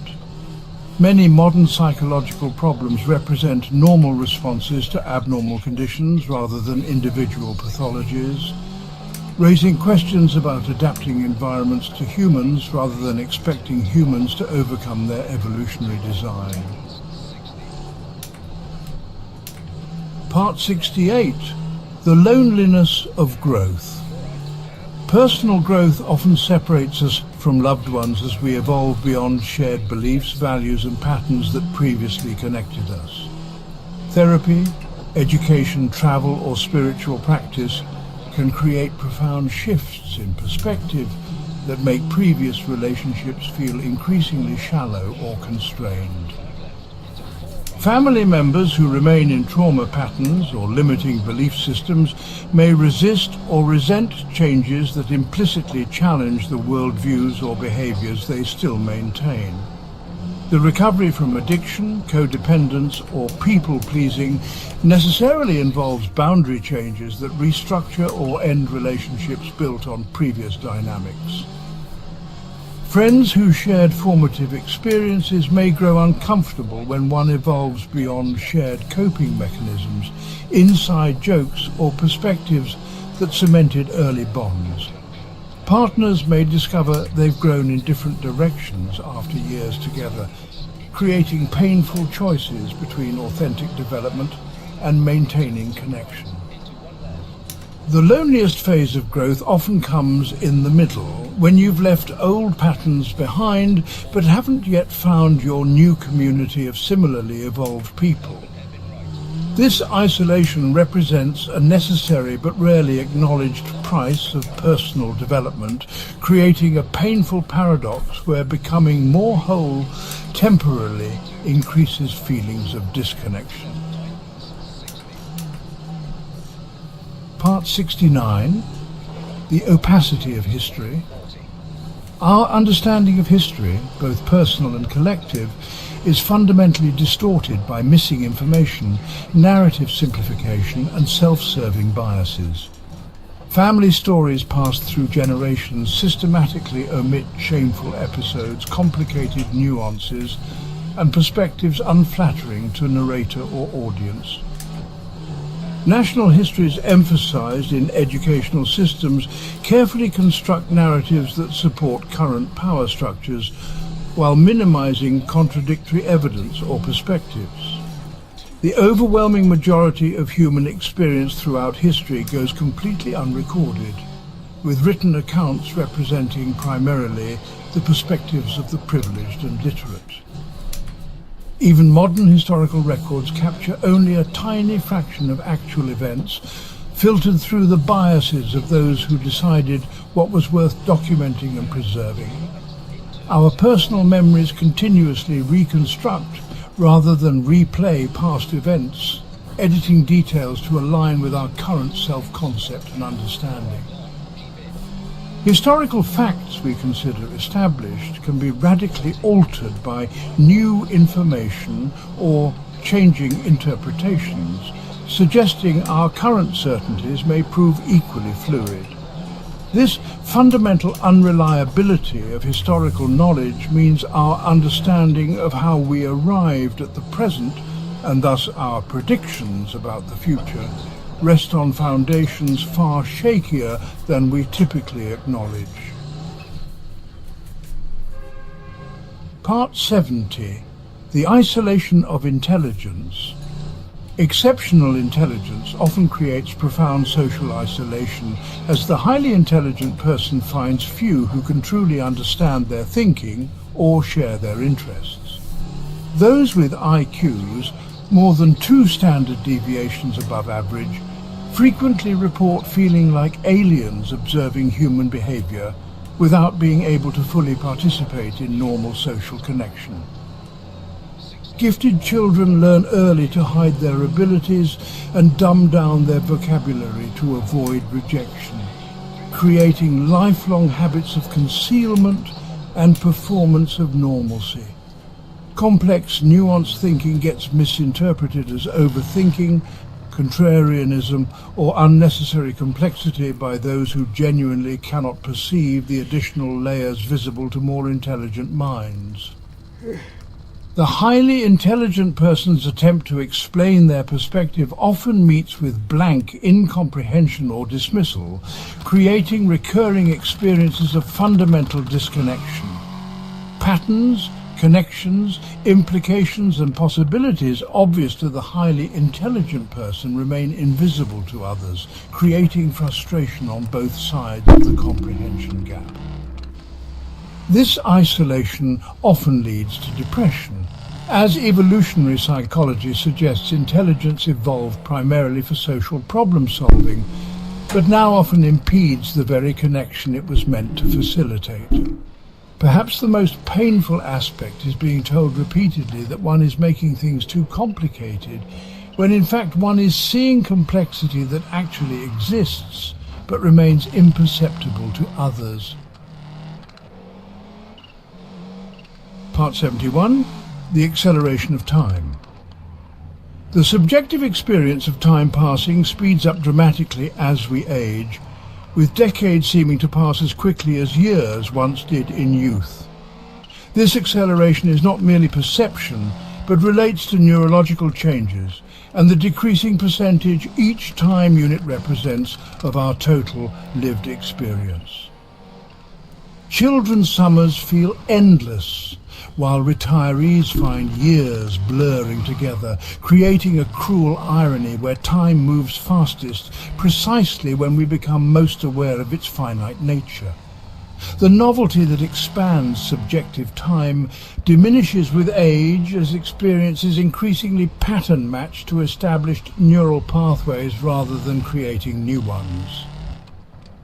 This acceleration creates a mathematical tragedy.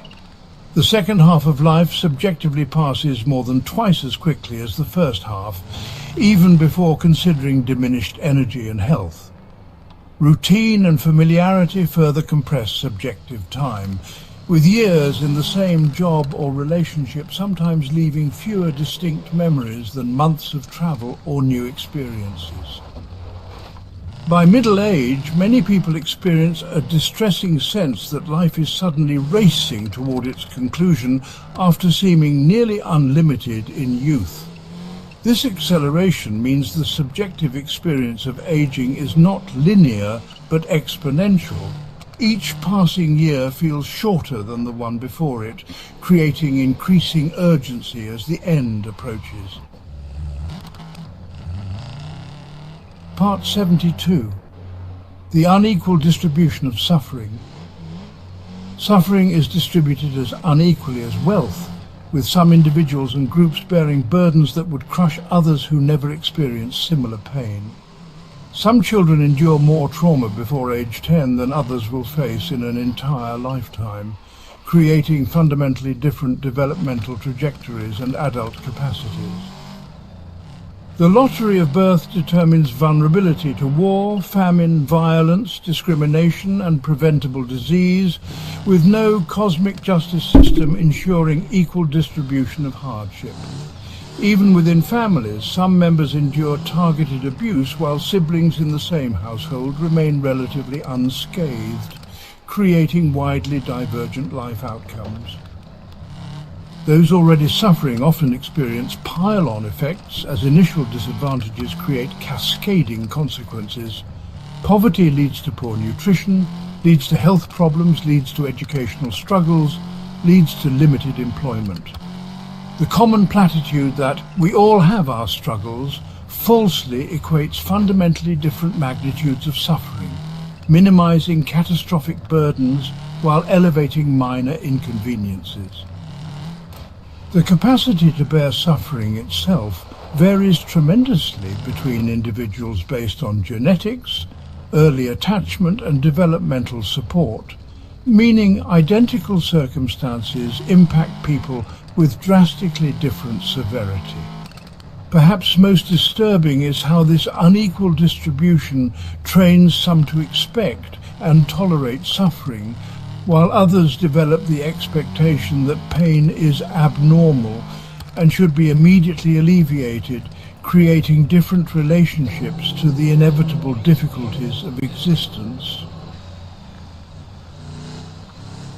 Part 73. The cruelty of hope. Hope can become a form of cruelty when it prevents acceptance of unchangeable realities, keeping people locked in suffering as they wait for impossible resolutions.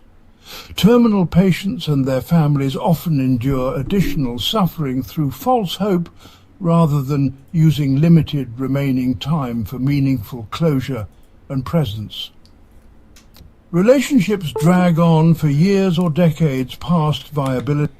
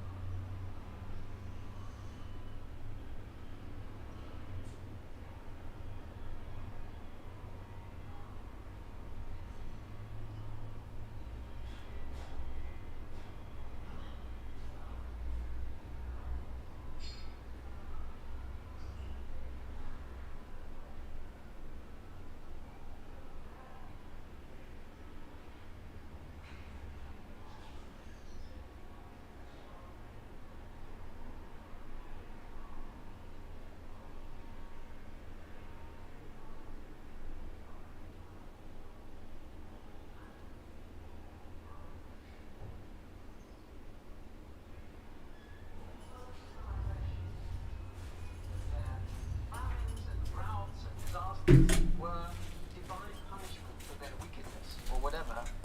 In reality, it was just that they didn't know enough about irrigation, medicine. If the ancient Athenians had known about antibiotics or just about hygiene, they could have prevented the plague that contributed to the fall of their nascent optimistic society.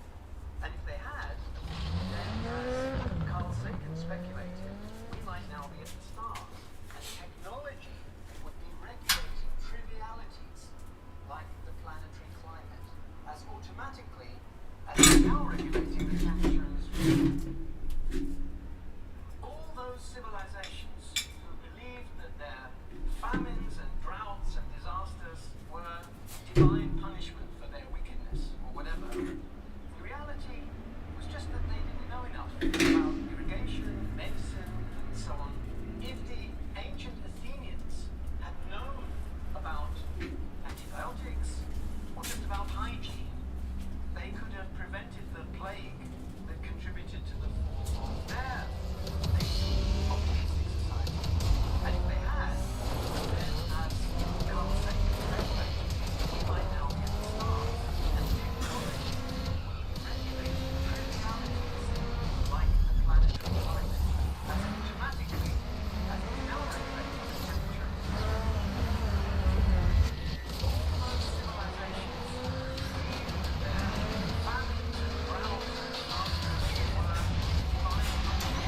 room.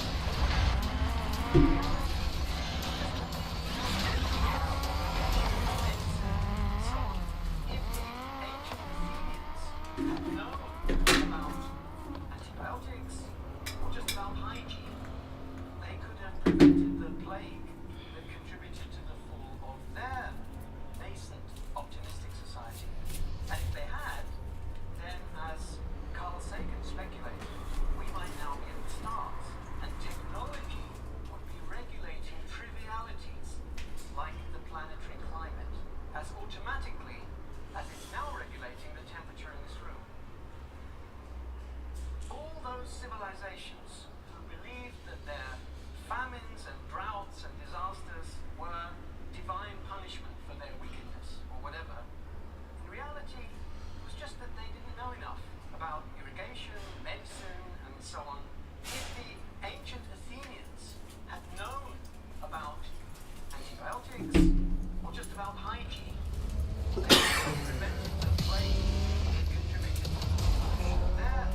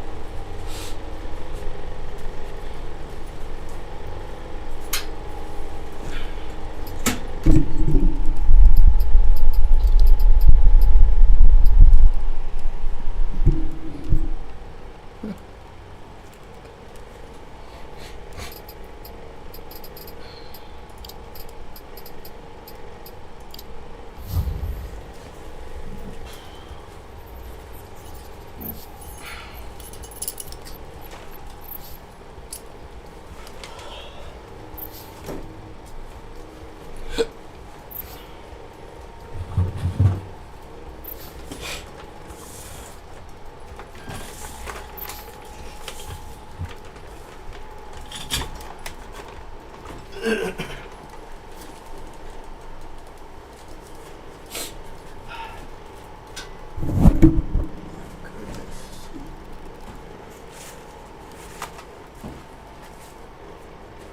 güey, ¿por qué está tan oscuro?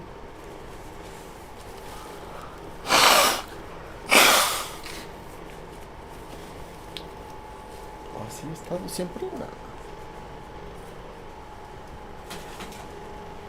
Ah, es que le bajé la calidad, ¿no? Ok,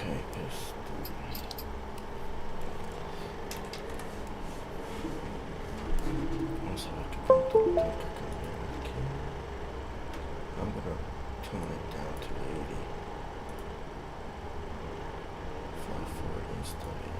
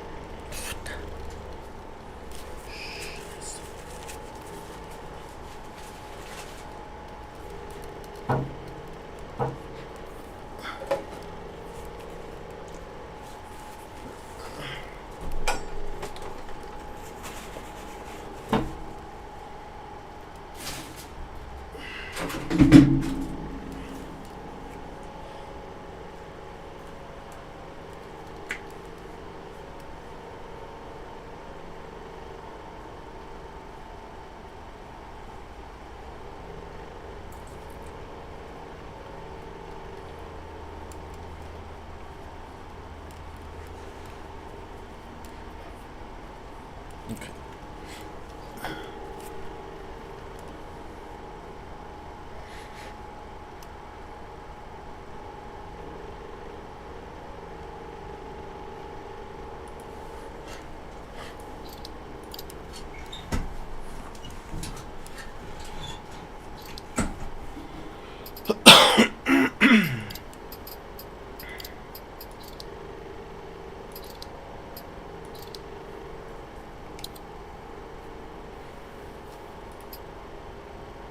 ¿Qué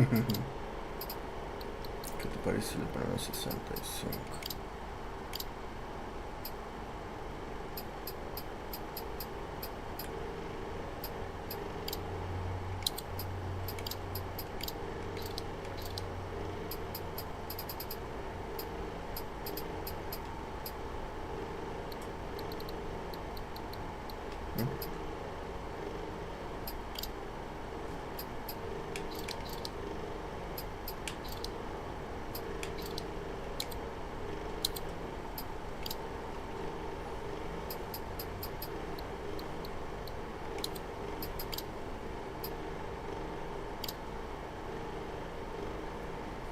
Se ve igual, ¿no? 120.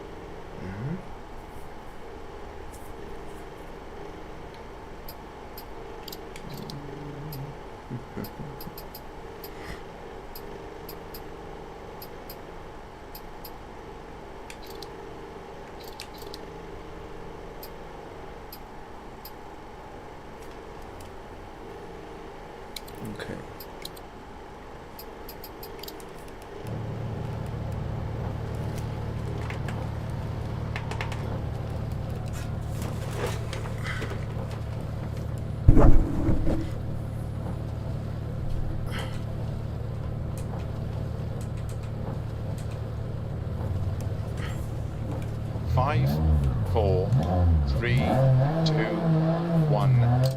Aguanto.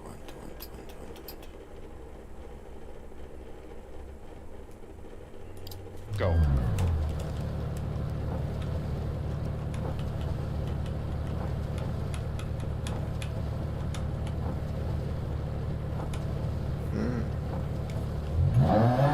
Six left, opens of a crest. Into 6 right long of a crest. Into 6 left, and 6 right long. Opens of a crest, 50, 4 left. Into don't cut 3 right long of a crest. Keep right of a 40, 3 left.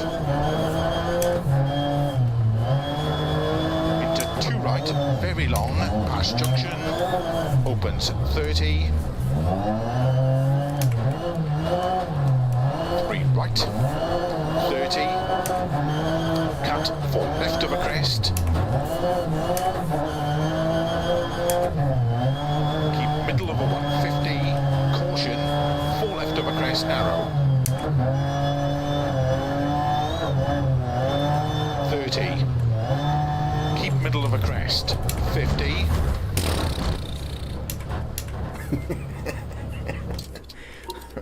My God.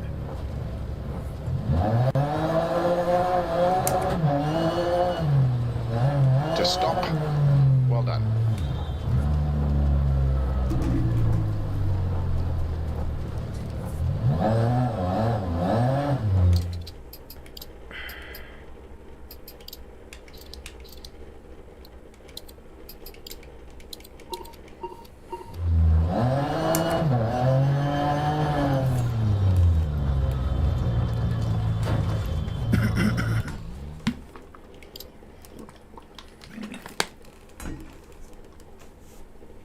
Órale, ¿a poco?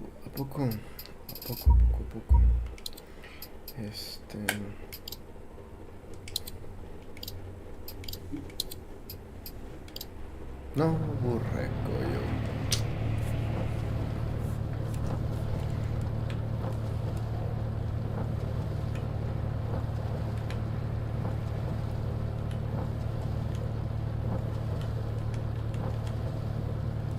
Damn. Where's wide?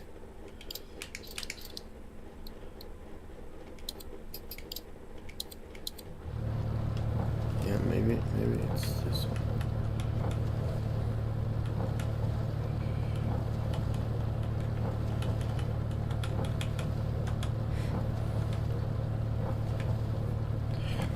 Okay. 5, 4, 3, 2, 1, go. 6 left, opens of a crest. Into 6 right long of a crest. Into 6 left. And 6 right long, opens of a crest. 50, 4 left. Into don't cut 3 right long of a crest. Keep right of a 40, 3 left. Into 2 right, very long, past junction. Opens 30. 3 right. 30. Cut 4 left of a crest. Keep middle of a 150. Caution. 4 left of a crest, narrow. 30. Keep middle of a crest. 50. 5 left. To stop. Well done.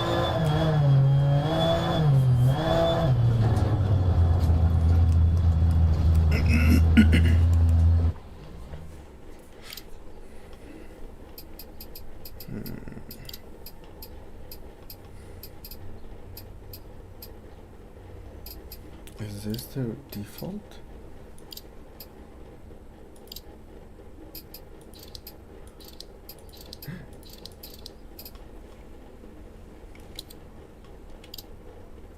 Oh shit.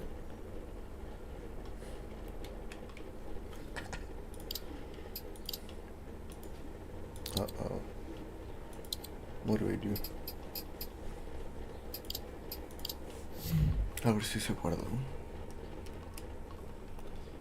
De alguna manera. In progress. I haven't even started. Pero ¿cómo es que R2? First place. Mira. Oh shit. Historic.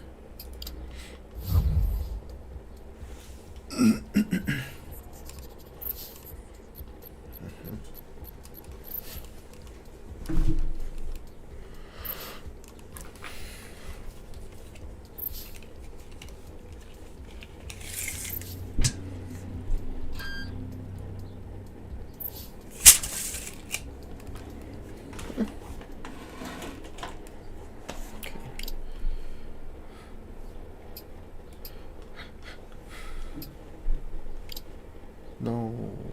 A ver.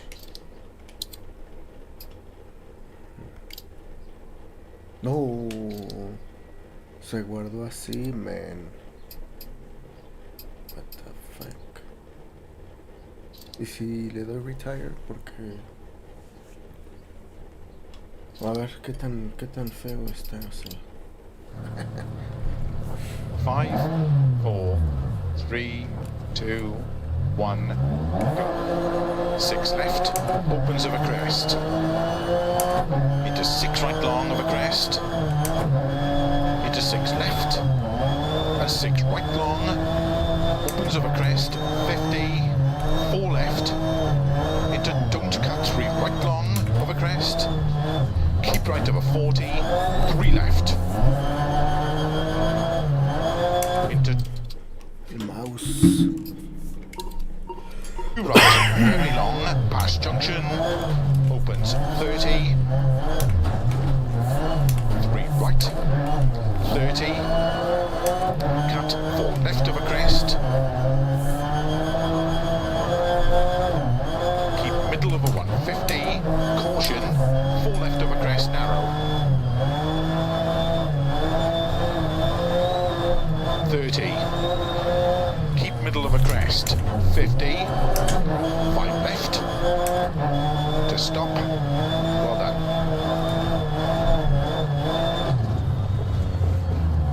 Hice lo mismo, ¿no? No está mal.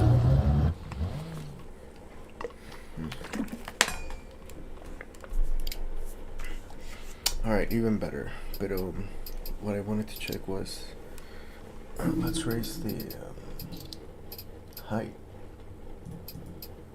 close to max. And then soft as fuck.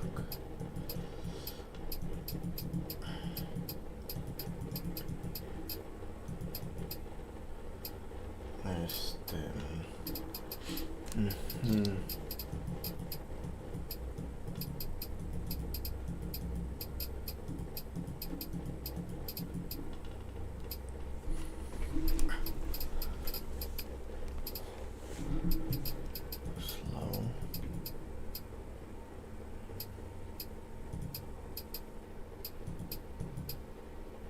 Height.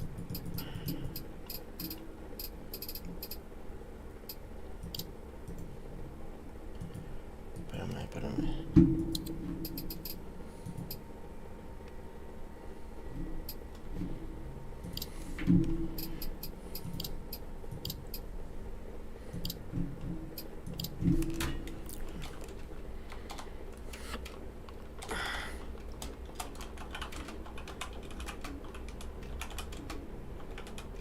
Not max. Oh my goodness. Alignment creo que sí está bien, ¿no?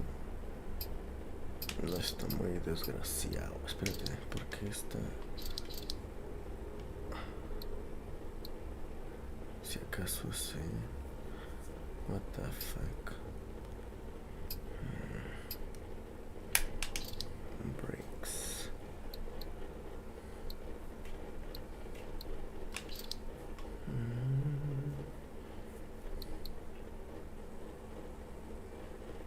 Front open.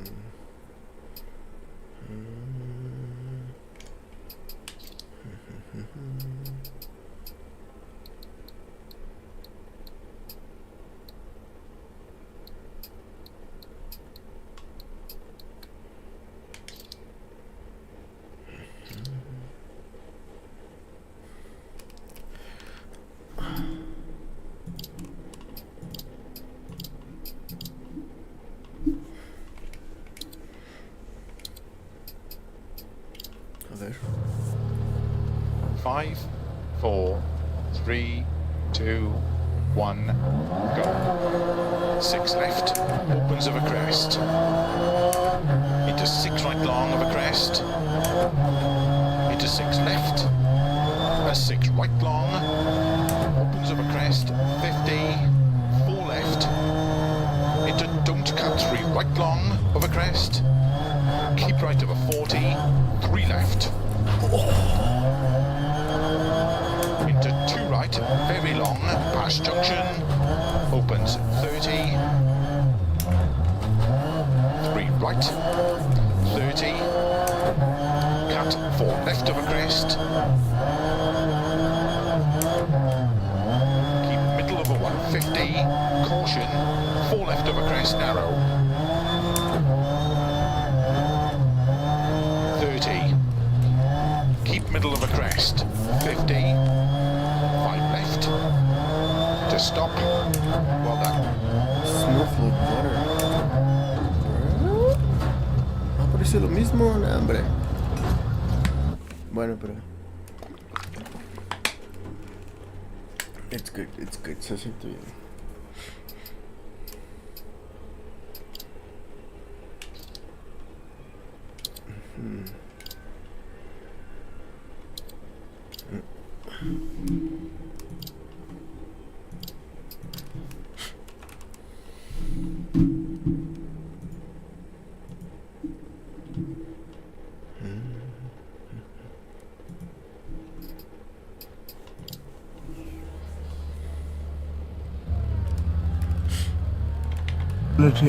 Because one or both parties maintain hope for change that all evidence suggests will never occur.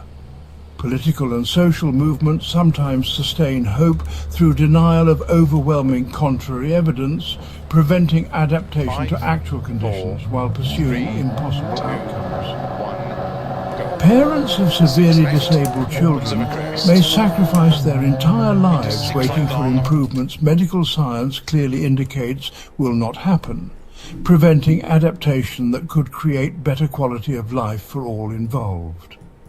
The cultural imperative to never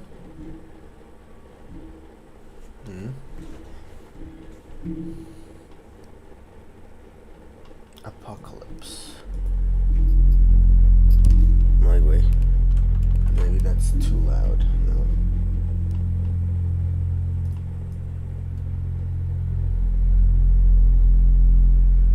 How about there? Est. Into 6 left. A 6 right long. Opens of a crest. 50. 4 left. Into don't cut 3 right long of a crest. Keep right of a 40. 3 left. Into 2 right. Very long.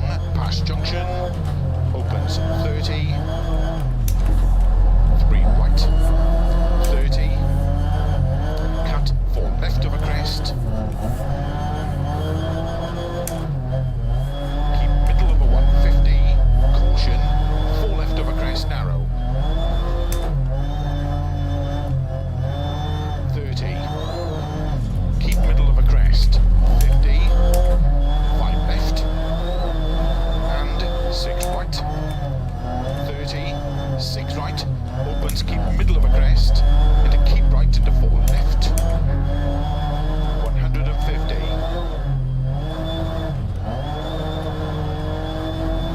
4 right. Into slow. 6 left 30. Turn unseen. 1 right.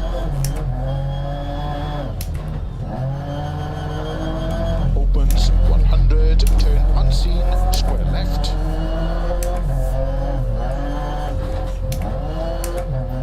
60. Turn 1 left. Opens 3 long. Sudden turn 2 right, 80.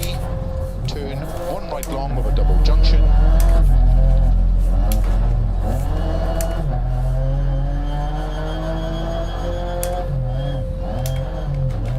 Opens into 6 left long, tightens. Turn hairpin left.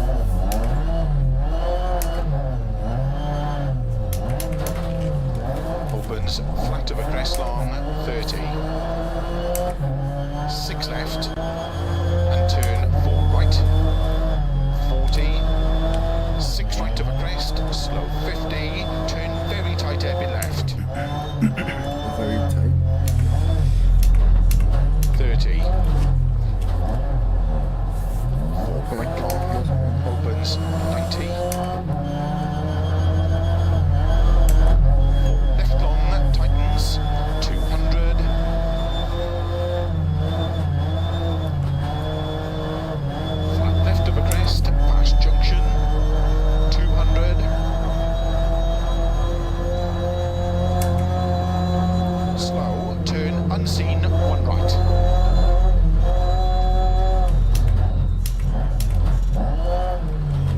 left long, opens, out crest, into 6 left, 50,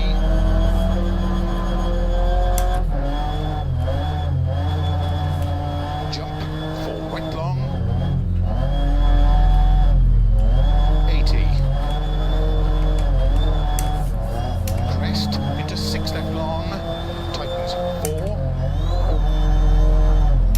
to keep middle of a jump, 80, turn 3 right, 100, turn unseen, narrow 4 left of a crest jump, opens long, 6 left of a double jump, into cut 5 right,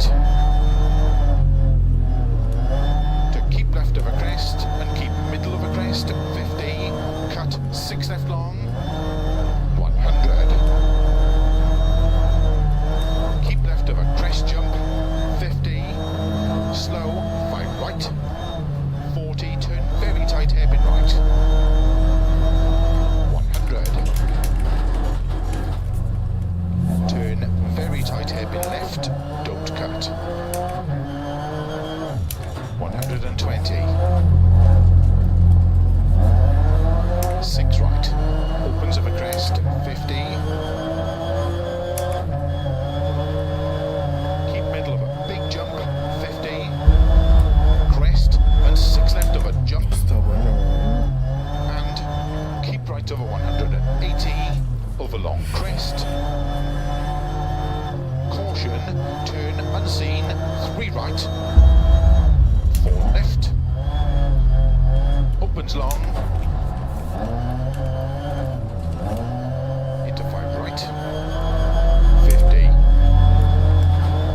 6 right, 150,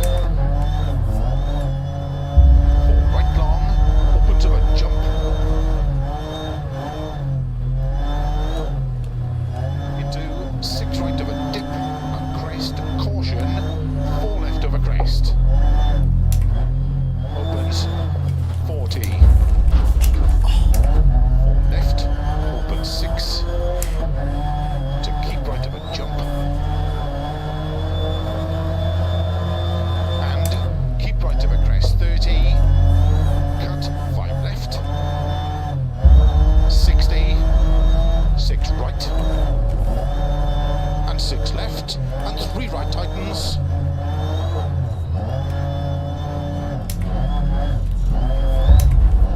into 4 left of a crest, opens, 30, 1 right tightens, into 4 left, opens of a crest, 100, keep middle of a crest jump, 50, 6 right long, into 6 left, extra long, tightens 3, opens, into 4 right, tightens over bridge long, tightens 3, keep right over 80, to keep middle of a long crest, and jump, 80, keep left of a jump, into 4 right long, opens of a crest, slow 30, turn, tight hairpin left,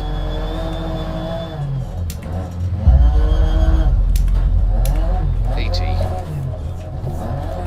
keep left of a crest, 30, 6 right long, and keep left of a crest, 50, 4 left of a crest, very long, opens, 150,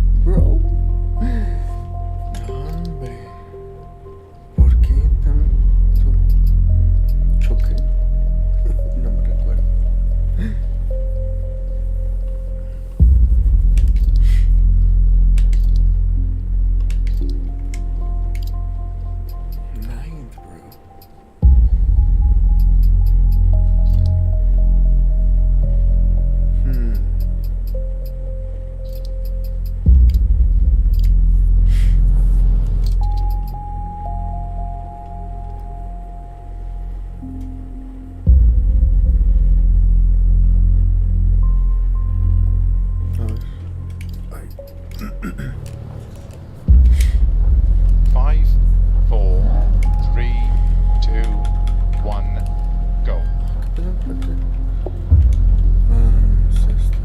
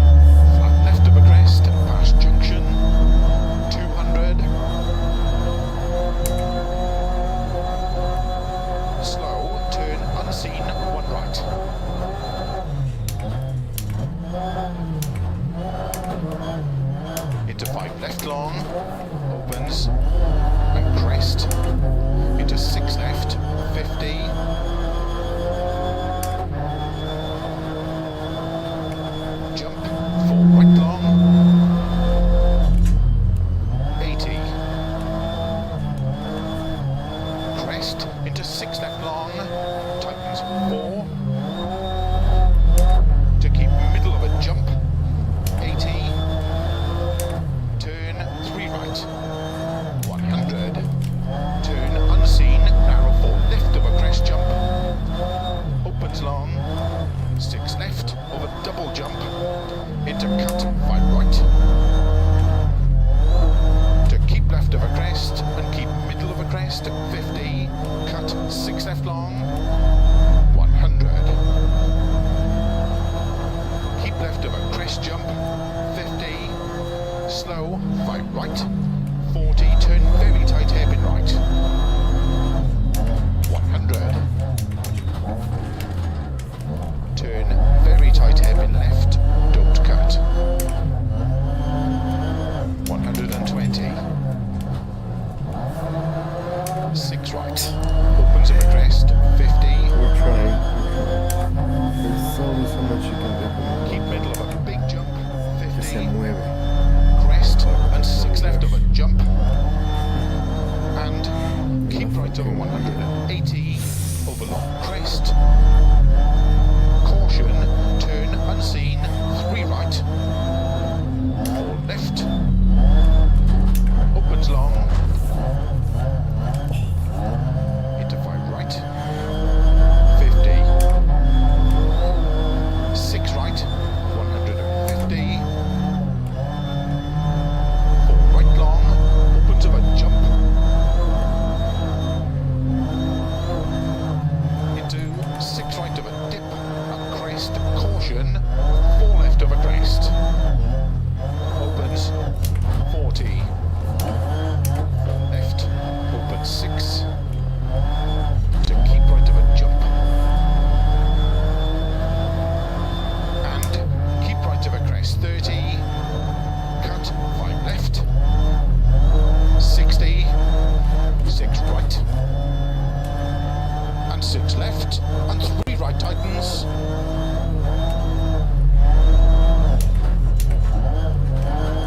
Into 4 left of a crest. Opens 30. 5 right tightens. Into 4 left. Opens of a crest. 100. Keep middle of a crest jump. 50. 6 right long. Into 6 left. Extra long. Tightens.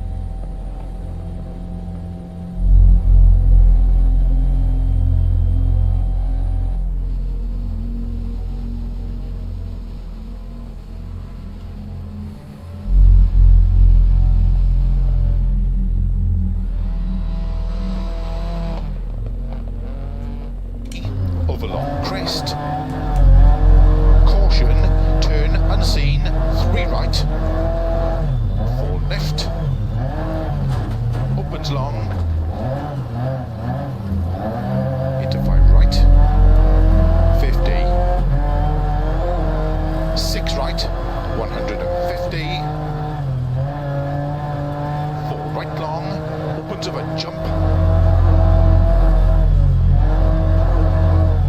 Into 6 right of a dip, a crest, caution, 4 left of a crest. Opens 40.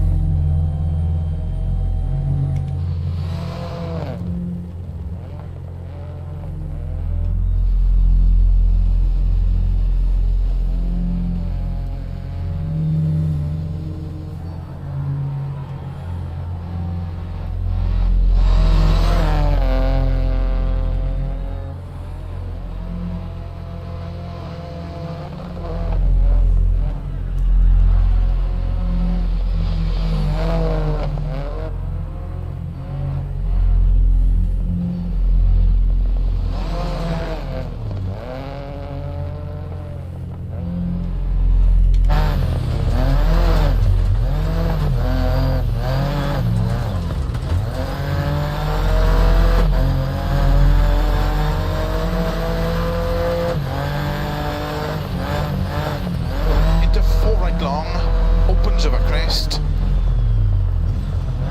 slow 30, turn, tight ebb in left, 80, keep left of a crest, 30, 6 right long, and keep left of a crest, 50, 4 left of a crest, 50.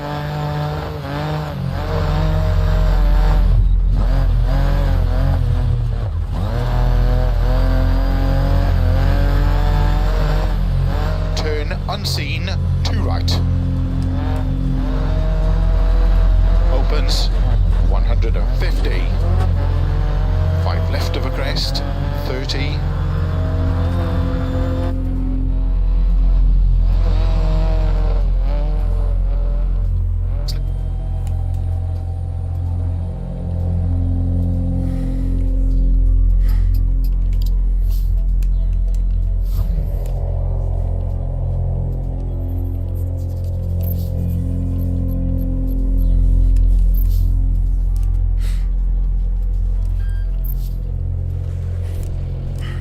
Starts 50, 6 left of a crest into 6 right of a crest, extra long, 30. Good luck.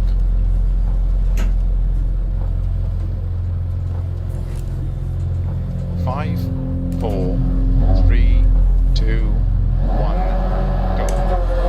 50, 6 left of a crest into 6 right of a crest, extra long, 30. 4 right into 6 left of a crest, extra long, tightens 3 of a crest.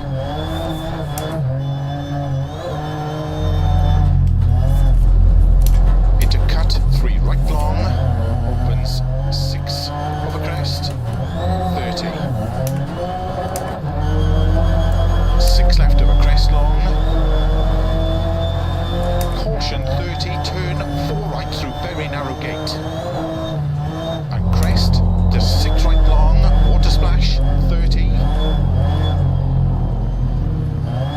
4 left of a crest, into cut 4 right long, into cut 5 left, slow 30, turn cut 4 left, into hairpin right, around Bales. 50. 6 left, 120 over narrow bridge, 6 left long, tightens don't cut, turn 3, 30, 4 right of a crest long, into 4 left long of a crest, 100,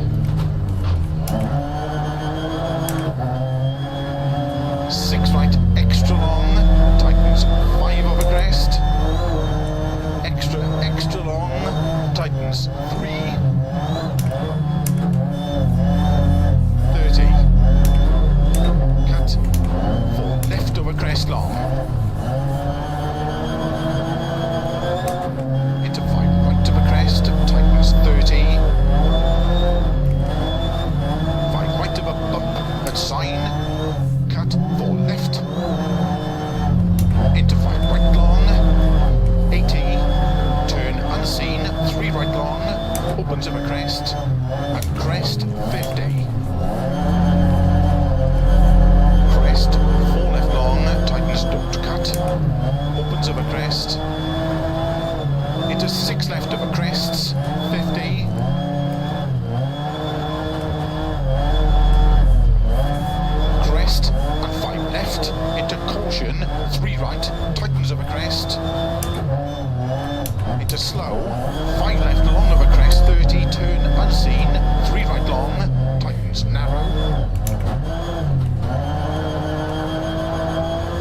tightens long of a crest into caution narrow, 3 left of a crest.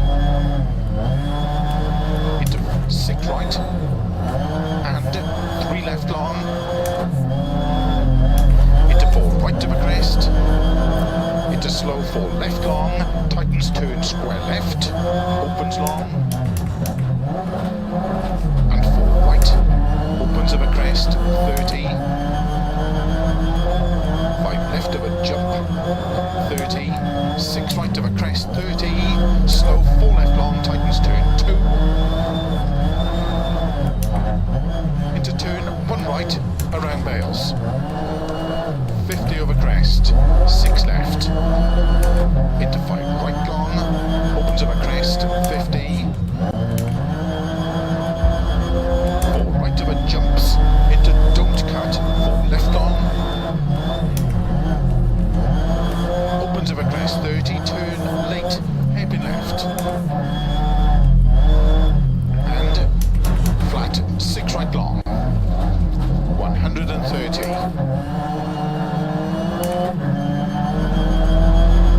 Middle of a crest into 6 right of a finish, 100 to stop.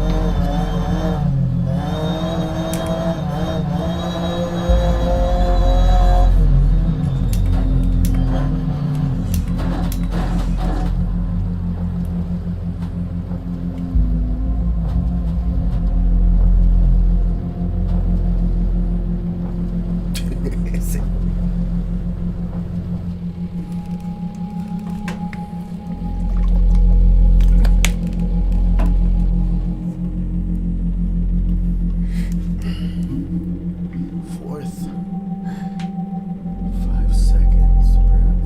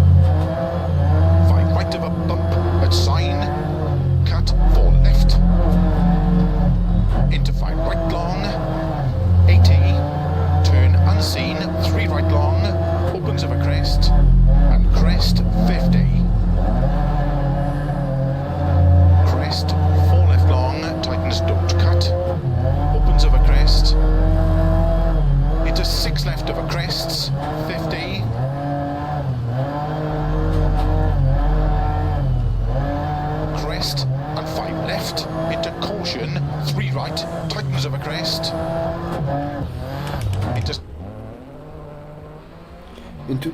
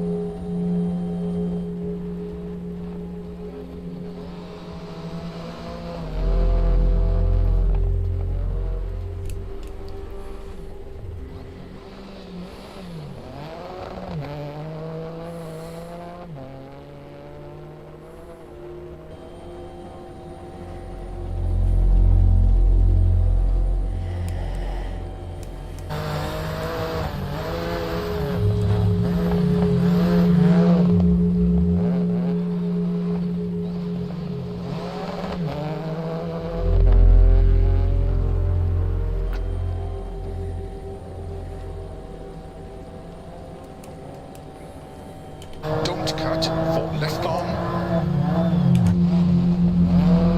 Opens of a crest, 30, turn late, hairpin left.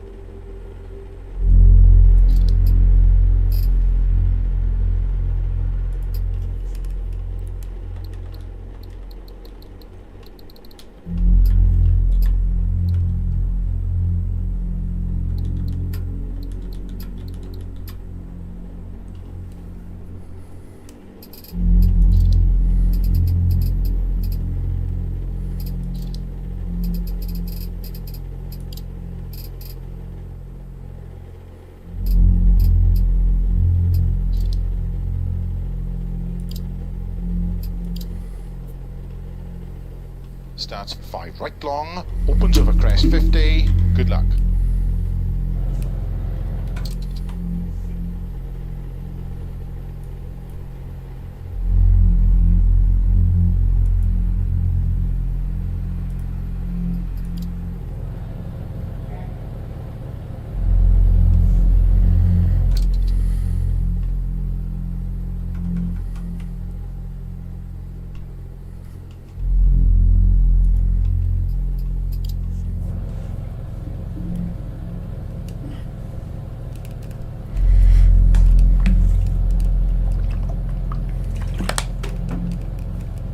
Five, 4, 3, 2, 1, go. 5 right long, opens over crest 50. 4 right over jumps into don't cut, 4 left long. Opens over crest 30, turn late, hairpin left. And flat 6 right long. 130. Way better. Keep middle of a crest into 6 right and keep right of a 200. 4 right, very long, tightens turn, hairpin right.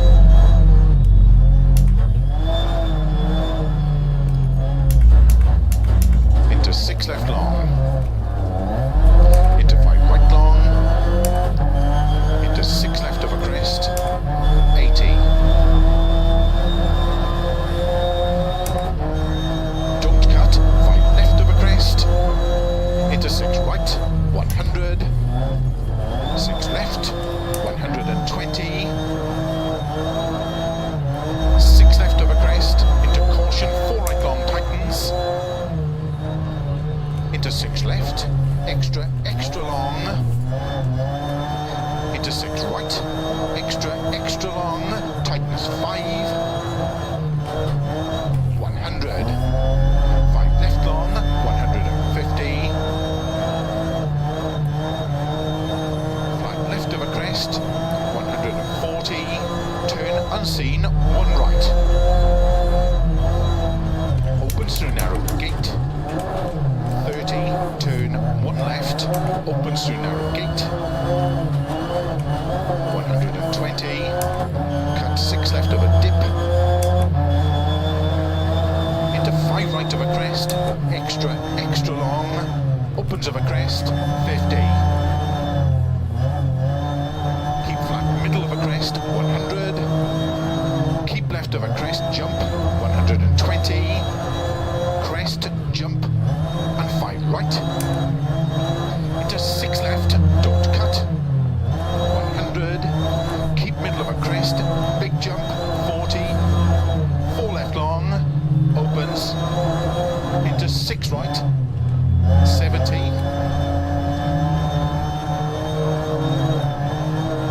right long, opens. Into 4 left long, 30. 6 right, opens long. Into slow, 6 left. And 6 right long, tightens turn, 3 long. Opens 30. 5 right long, opens 30. 4 right long, tightens 50. 4 right tightens. 5 left, very long, tightens 4 cut. Into 5 right of a crest, into 5 left long, caution, don't cut of a finish to stop.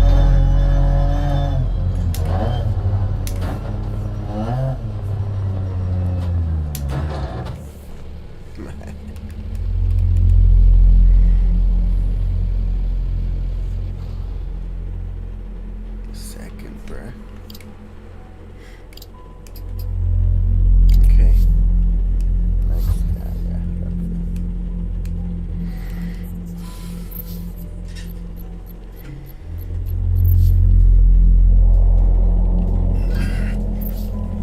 Next, yeah. Start 6 left, extra long, keep in of a crest, into 6 right of a crest, jump. Good luck. Agora que outro escape. 5, 4, Jump. 3, 2, 1, go. 6 left, extra long.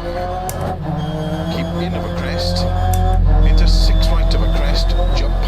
100 of a crest, turn unseen, 2 left. Opens 100, 6 left, 160. 4 right, extra long of a crest, 50. Keep middle of a crest. Into 6 left long, keep in of a crest. Into 6 right. Slow 70, turn unseen, hairpin right, don't cut. Opens of a crest, 50. 4 left long, 30. Much better, bro. Keep right of a big jump, 80. Keep middle of a jumps into 6 right. Into slow, 5 left long of a crest, tightens 3 of a very narrow bridge. Into 4 left long, opens 30.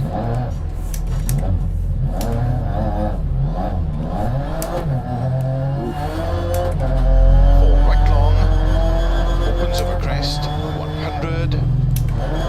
Of a crest, sudden, 4 left, 50. Keep left of a jump, 50. 6 left, opens of a crest, into 4 right tightens. Into 5 left long, opens 50. Caution crest and 3 right tightens. Into don't cut, 3 left long. Into 6 right. And 6 left. 50. Cut, 5 right. Into 6 left long of a crest tightens. 30. Middle of a jump. Into 5 right long. Tightens 4 long. Opens 50. 4 right of a crest. Opens, keep middle of a crest. Into 5 left. Opens of a crest. Into 4 left of a crest. 150.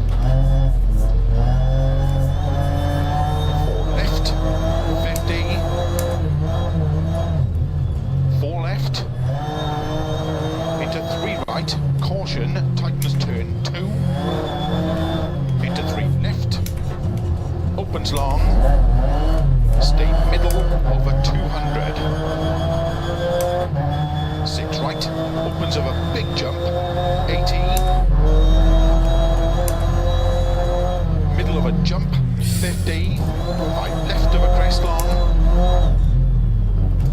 120, slow turn, tight hairpin right, don't cut, 80. Turn unseen, tight hairpin left, 80. 6 left, 50. 6 right of a crest jump, 50. 4 right long, into 6 left long, 50. Keep middle of a crest, into 5 left, into 6 right of a crest, extra long, keep in of a crest, jump.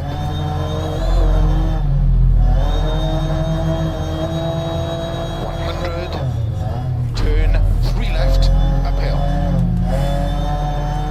90, middle of a crest, jump, into 4 right long.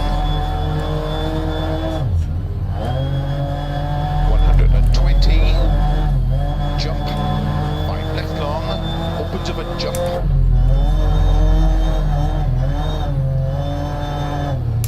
Slow, 6 right of a crest, extra long, tightens, into turn, 1 left.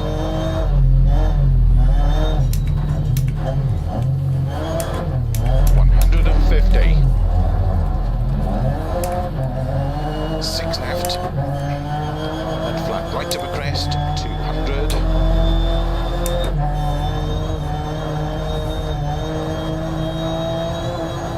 4 right long, opens, 100. Slow 4 left long, into turn unseen, very tight hairpin right. 80. 6 left, opens, 70 of a crest, caution, turn 5 left of a crest. Into 6 right long, opens, 80 of a crest. 5 right, tightens, turn 1. Long opens. 20, turn 1 left long of a double junction. 80. Turn 2 left. Into 3 right long. 20, turn 1 right. 80, turn square right. 100.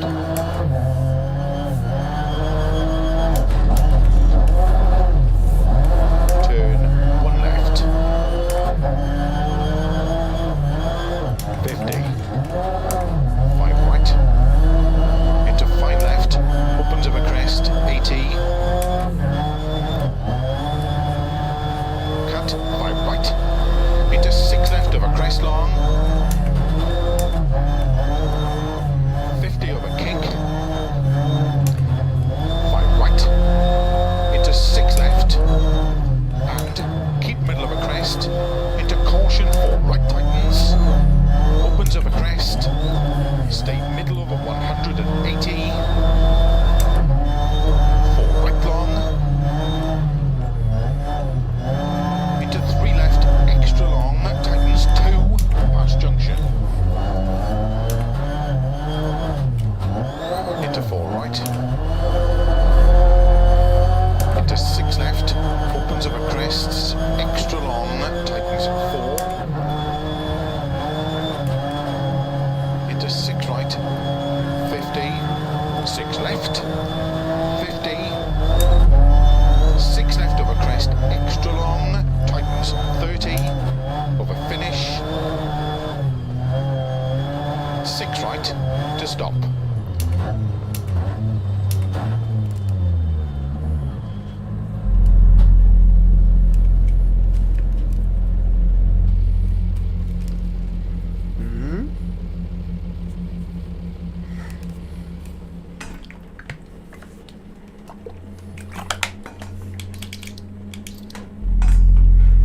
Better, no? ¿Qué bolas? Eso.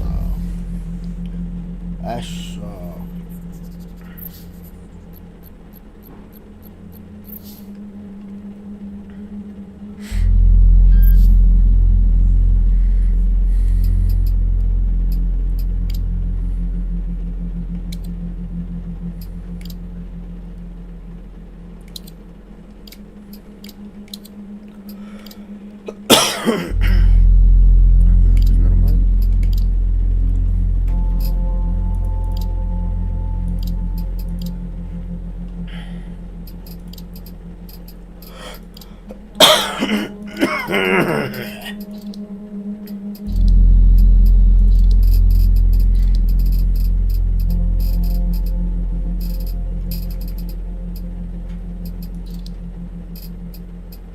Wheel friction.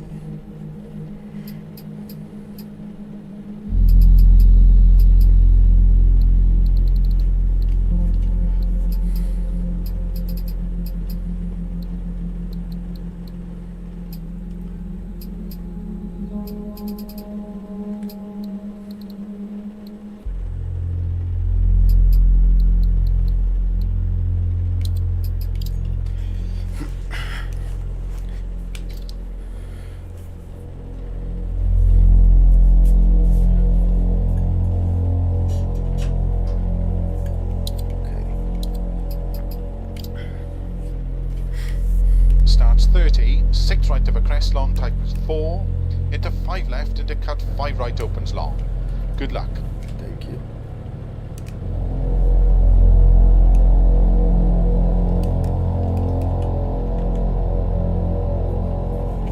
Five, 4, 3, 2, 1, go.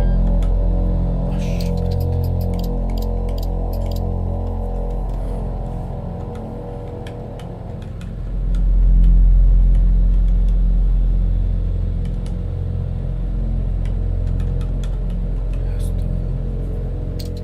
Aquí, ¿cuánto es? A ver si. No. Ahí voy.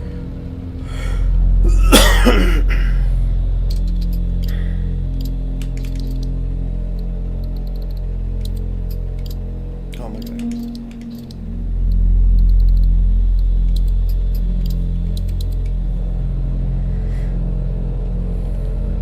Ahí. No, hombre.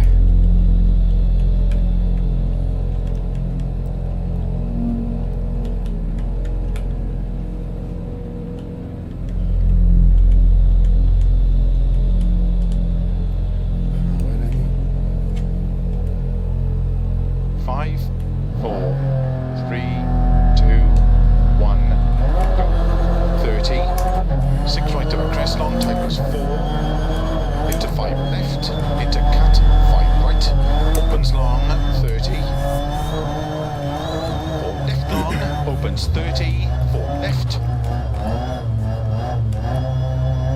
and 5 left, extra long of a crest, tightens turn 3 left, opens, and 6 left, into 5 right, 30, 6 left long, 30, 4 right long,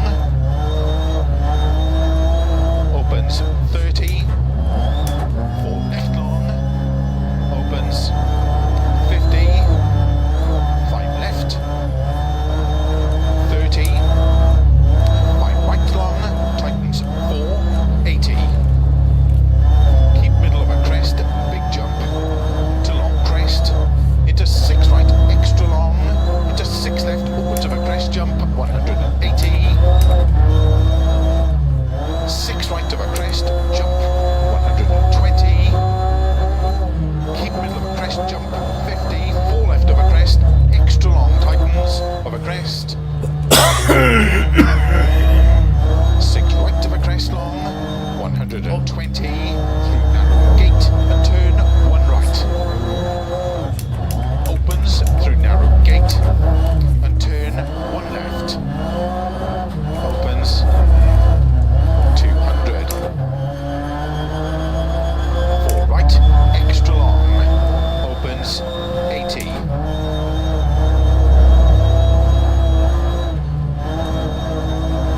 3 left long. 100. 6 right, 120. 4 left long. Opens 100.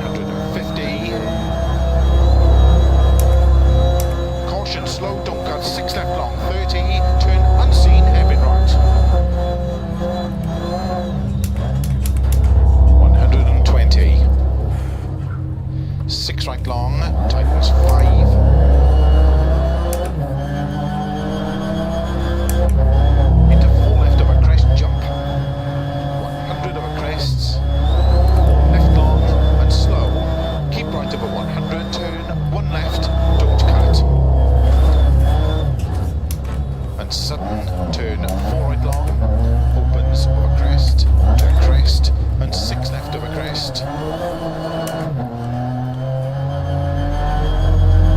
Into 6 right over jump. Caution, keep right over crest into 4 left. And slow, 4 right long, tightens turn 1, 30, 4 left over crest, into 4 right, very long, tightens, into cut, 5 left, into 4 right, tightens over crest, jump, opens to crest and 4 left, tightens 3, extra long, don't cut over junction, and 6 right over crest, extra long, into 4 left over crest, 30, 6 right long, over crest, jump maybe, to crest, into 5 right, extra long, tightens, keep middle of a crest and don't cut 4 right, opens, 80 over crests, and 4 left long, tightens 3 over junction, 50.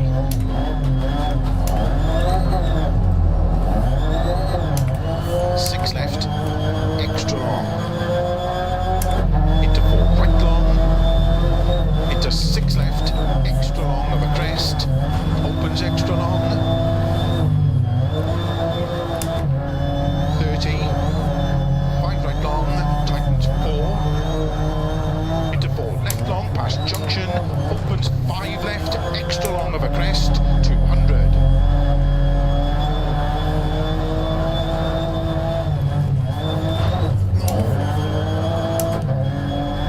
5 right over crest, jump long, tightens, into 5 left long over crest, 40, turn unseen, 2 right long.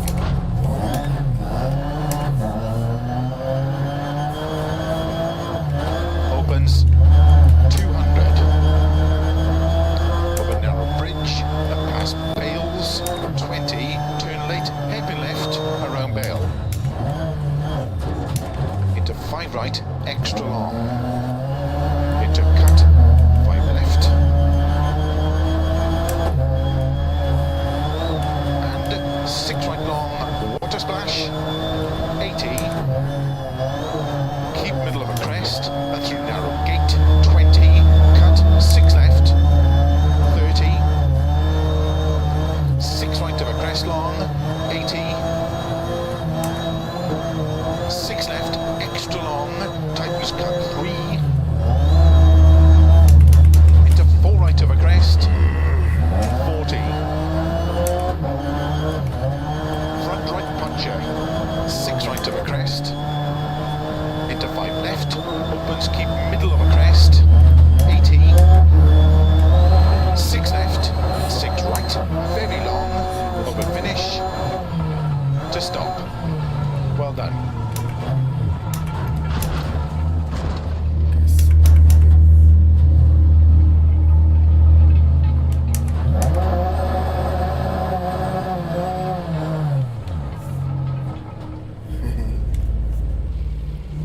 Damn, son.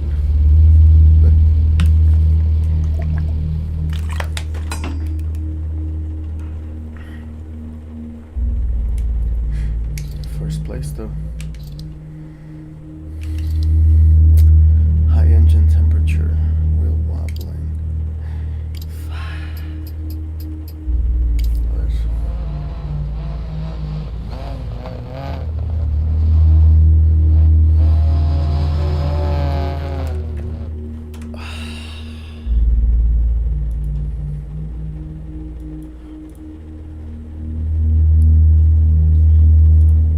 What?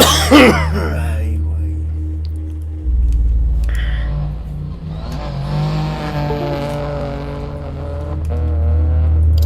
That.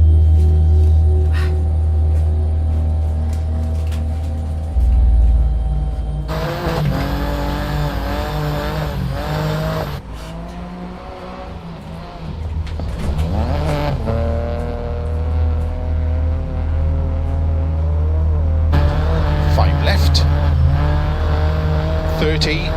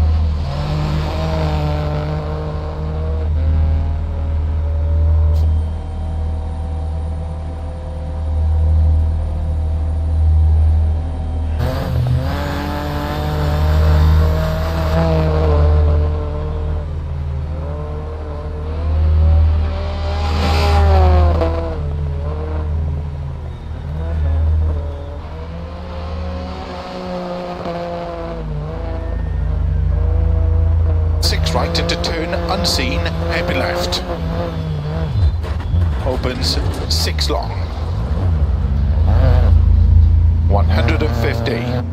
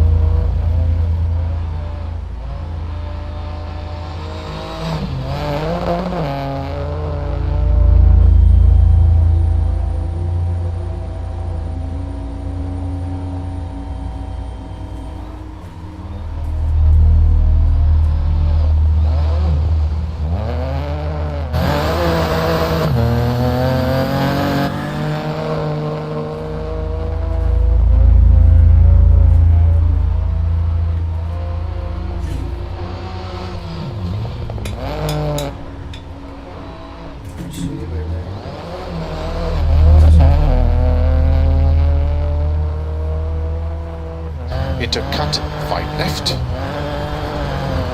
Into 4 right, tightens over crest, jump.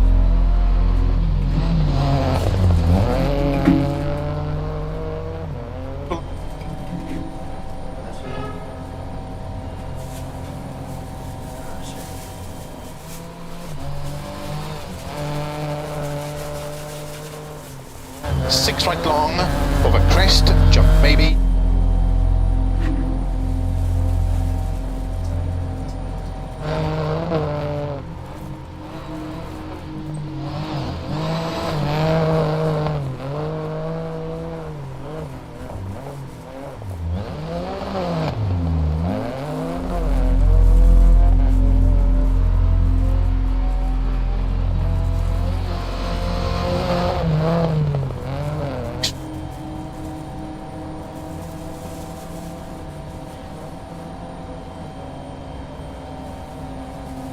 Long, tightens 4, into 4, left long, past junction, opens 5.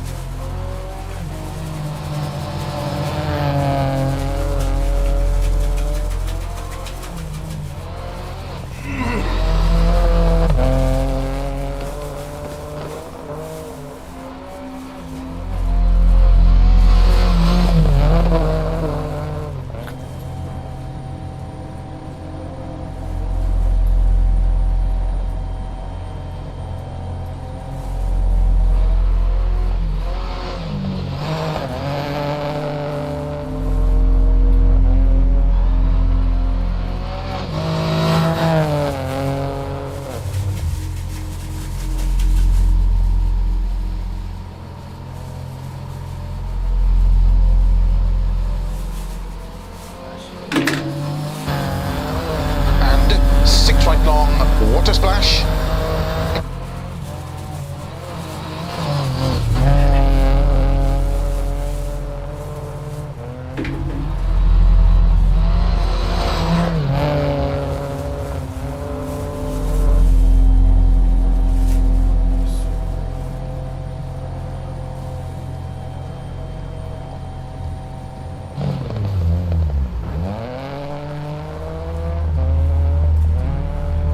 Puncher, 6 right of a crest, into 5 left.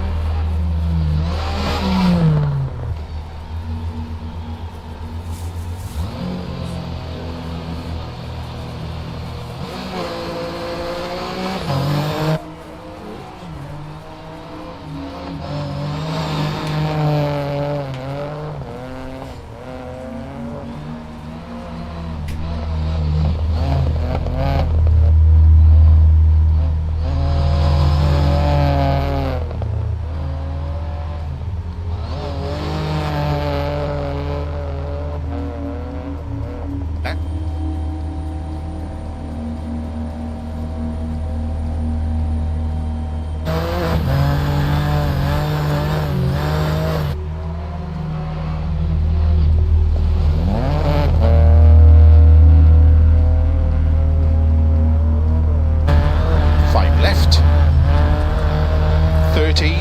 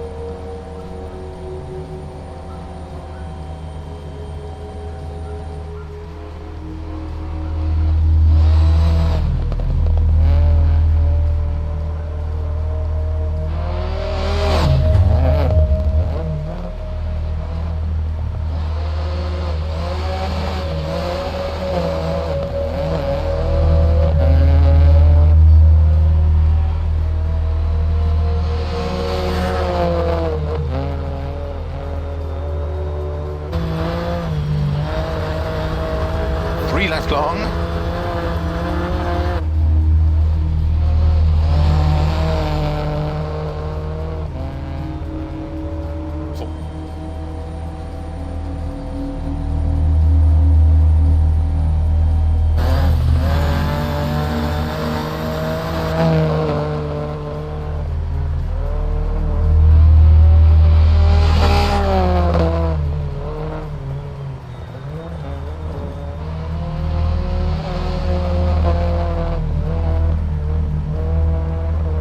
Right into turn unseen, happy left. Opens 6 long. 150.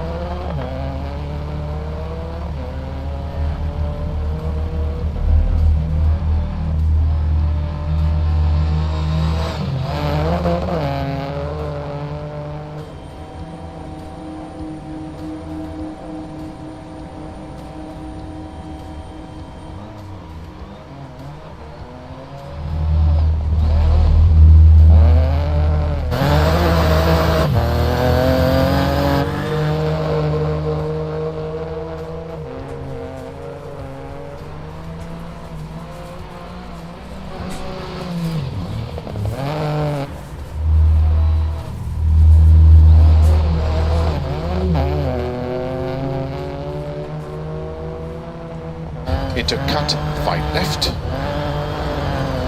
Into 4 right, tightens over crest, jump.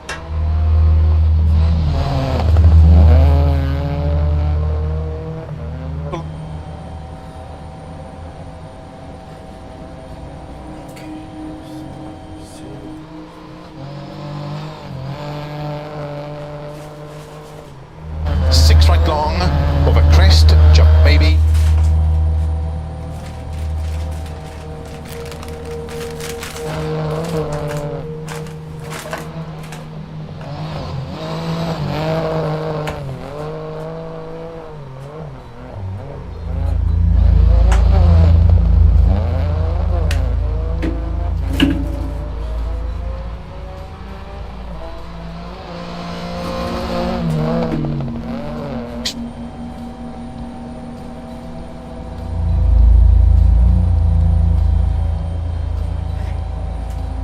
Long, tightens 4, into 4, left long, past junction, opens 5.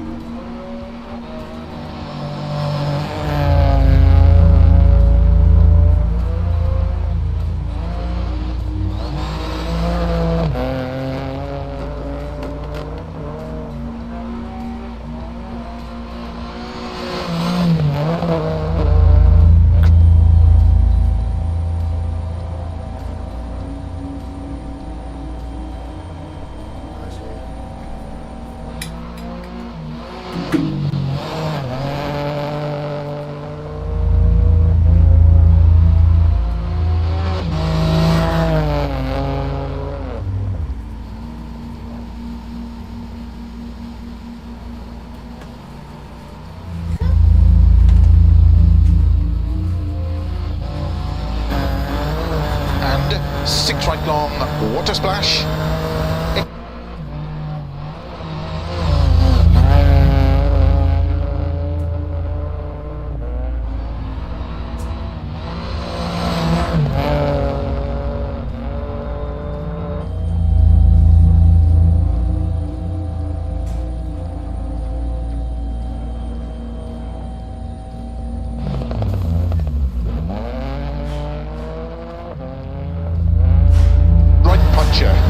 Six right of a crest, into 5 left,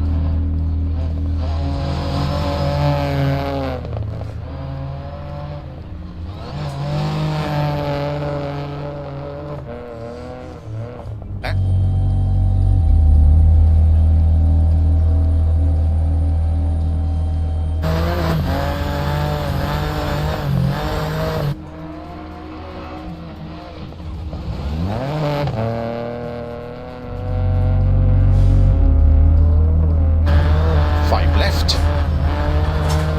30,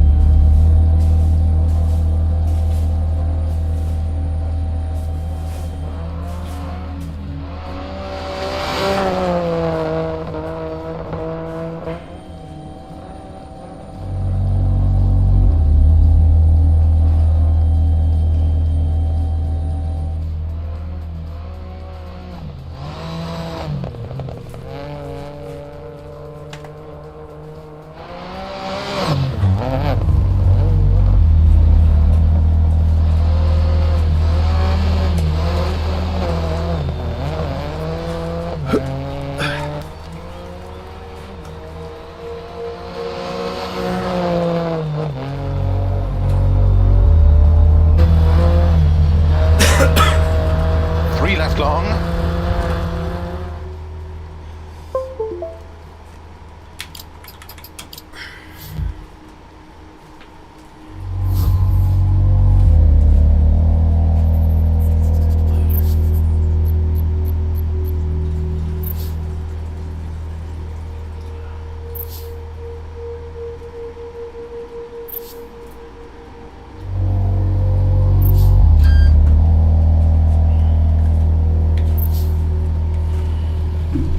starts 6 left long, 100, good luck.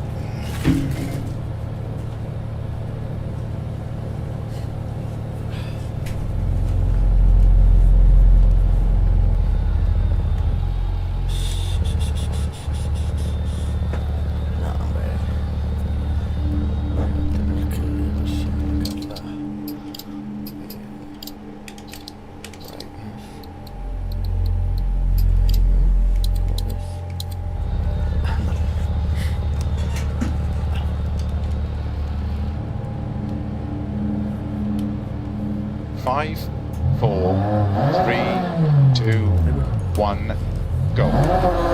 6 left long, 100. Keep left of a crest, jump, 50. Slow, 5 right, 40. Turn very tight hairpin right. 100. Turn very tight hairpin left, don't cut. 120. 6 right, opens of a crest, 50. Keep middle of a big jump, 50. Crest and 6 left of a jump. And keep right over 180, over long crest. Caution, turn unseen, 3 right, 4 left. Opens long.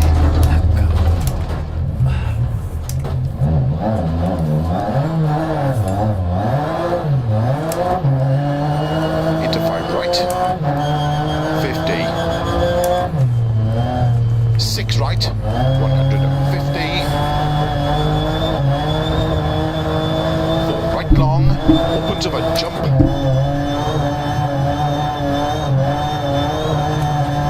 Into 6 right of a dip, a crest, caution, 4 left of a crest. Opens 40. 4 left, opens 6. To keep right of a jump.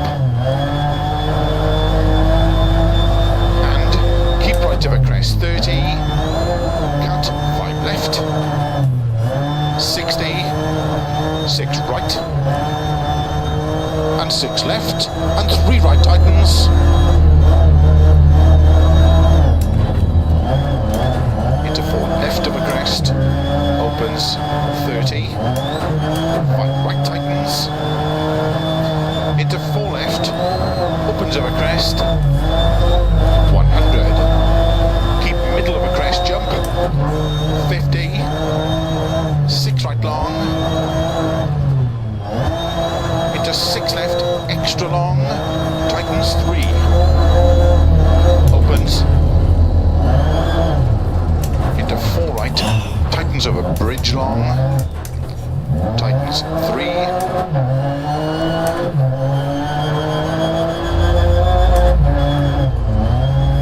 Keep right of an 80 to keep middle of a long crest. A jump. 80. Keep left of a jump. Into 4 right long. Opens of a crest. Slow 30. Hairpin left. 80.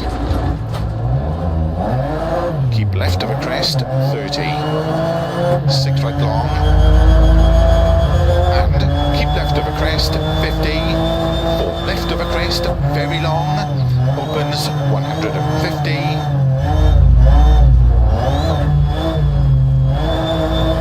6 right, 80. Turn unseen, 2 right. Opens 150. 5 left of a crest, 30. 5 right long, opens of a finish. Into 6 left long. To stop.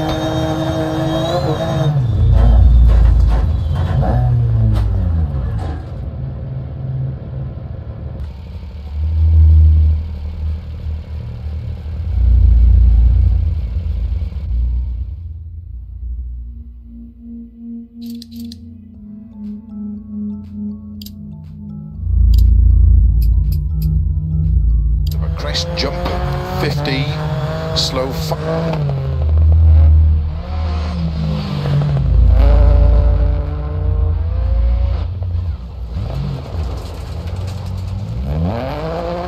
Left, don't cut.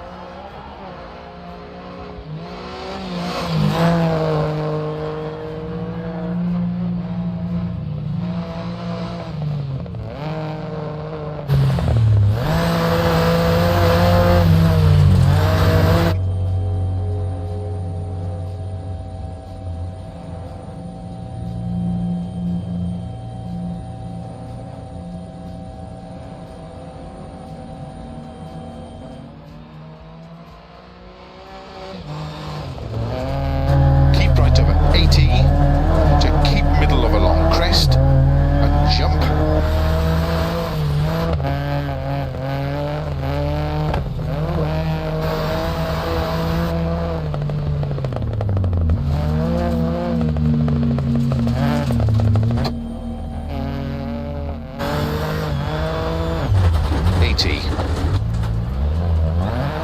Keep left of a crest, 30. 6 right long. And keep left of a crest, 50. Of a crest, very long. Opens 150.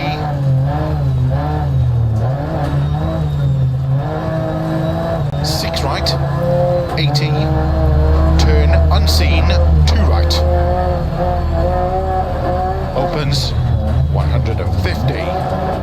5 left of a crest, 30. 5 right long. Opens of a finish. Into 6 left long. To stop.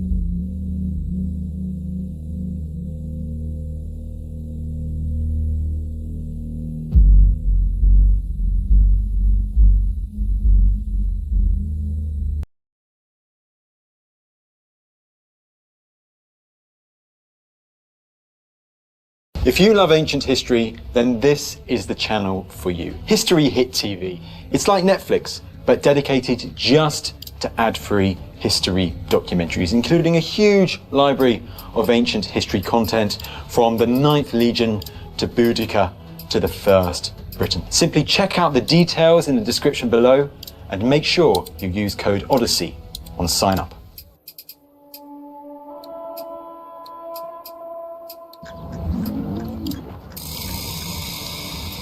Camel, get up.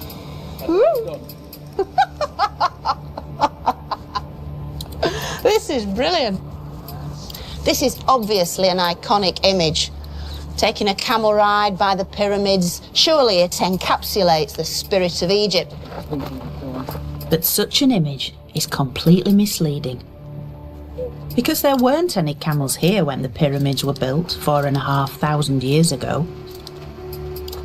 And that's the thing.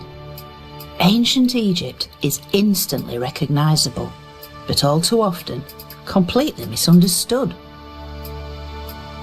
So, I'm gonna try and change that. Good luck. Shukran kazeelan. The Great Pyramid of Giza, final resting place of King Khufu. Over 140 metres from bottom to top. No wonder it still pulls in the crowds, and the occasional Egyptologist.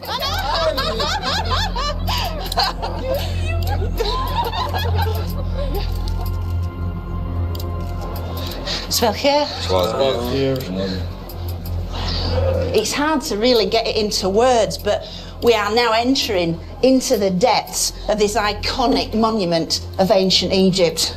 It's a very busy, iconic monument, though.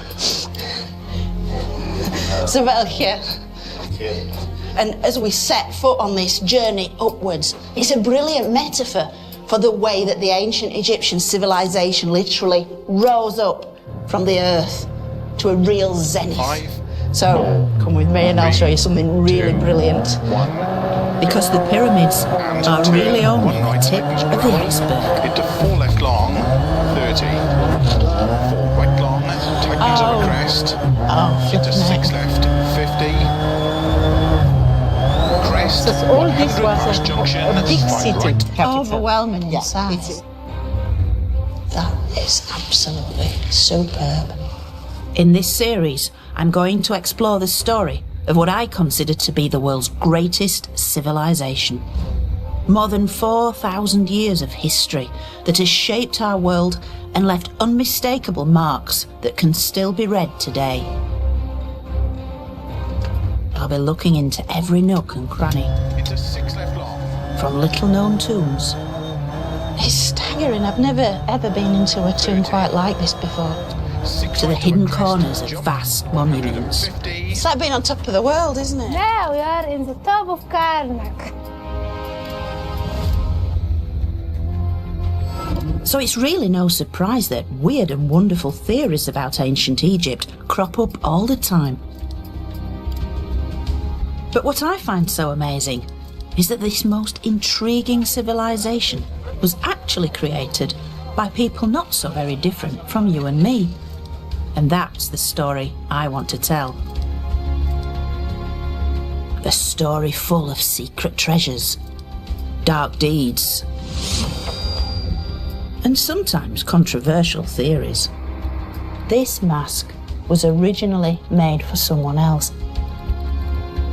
And for the first time, I'll be piecing it all together. From the earliest Egyptians to the last of the pharaohs. Wow, look at that, look at that. Oh, that is so beautiful.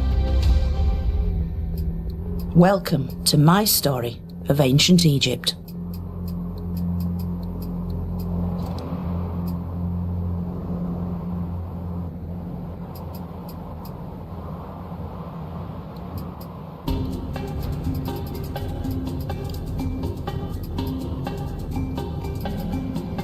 The big question is, how did ancient Egypt begin? Where did the first Egyptians and their extraordinary culture come from? This immortal civilization was thousands of years in the making, so to pull it all together is a daunting task. Good luck. But bear with me, as it's utterly fascinating.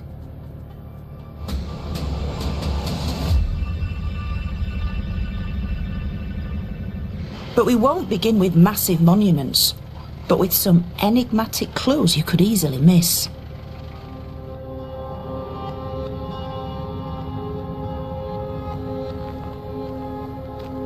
This is Kirta, around 100 kilometres south of Luxor. 3, 2, 1.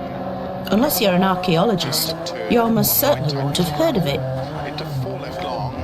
because there aren't any great temples or royal tombs to admire. Into 6 left. But high in the cliffs, you can see real signs of ancient life here. Junction, 5 right. Into 6 left long. Thousands of years before the pyramids. And this is where our story begins.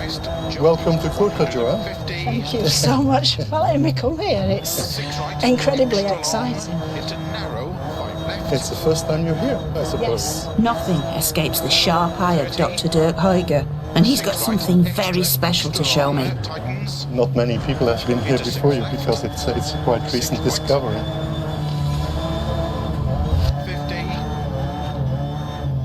50. These carvings in the rock reveal an amazing story about the beginnings of Egyptian life. Opens of a crest. Into slow, 6 left long. It's a 19,000-year-old picture gallery, complete with its own hippo. 5 right long. Backline, very short tail, hind legs, 30. bill line, 6 front left long. legs, Opens of a and jump. the mouth is shut. Hippo is smiling, but then again, an hippo is always smiling. 6 right. But another type of animal is by far the most common here. Right long. Tightens 4. That's cattle. It's not just cattle, it's the mighty aurochs, the wild buffet, wild cattle. Into 6 right. Very long. And extremely powerful images that seem to be in movement. They are, they're charging down towards us, aren't they? Into 4 right. And 4 right. These wild aurochs were ancestors of the domestic cow, Tightens turn 3. and nearly 20,000 years ago, beef was the main thing on the menu. 6 left. 80. About maybe 50% of their diet was composed of aurochs. So they were experts and masters in representing this animal. Keep right. Into turn 1 left. It's always high on the cliff, very prominent positions that give an excellent panorama over what must have been in the Paleolithic the hunting grounds of the people. Flat crest. Slow 60. 3 left long. Tightens turn. It's easy to picture these early hunters here as they tracked their prey. But the landscape would have looked very different from today, because back then this was savanna grassland, a green and fertile region.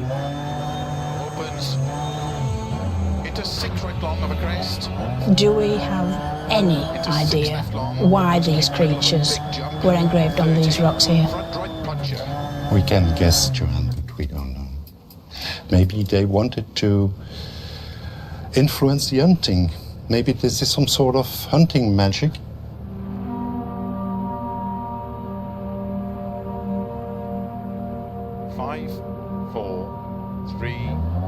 It really is magical to sit here and imagine Egypt's earliest nomadic people passing right through this spot and portraying on these very rocks the animals that they saw all around them.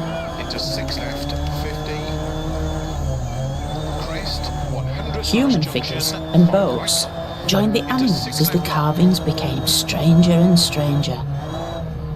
But these carvings are also the earliest glimpse of the amazing things to come.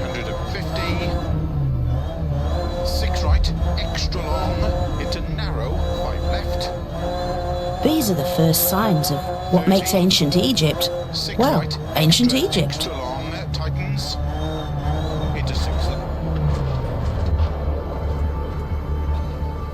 As for its ancient landscape, this evolved under dramatic circumstances. 10,000 years ago, gravity tilted the entire Earth off its axis by about half a degree. This had a profound effect on climate. And as the world began to change, Egypt would never be the same again. Now, these early people were nomads, seasonally mobile pastoralists who moved around following the summer rains.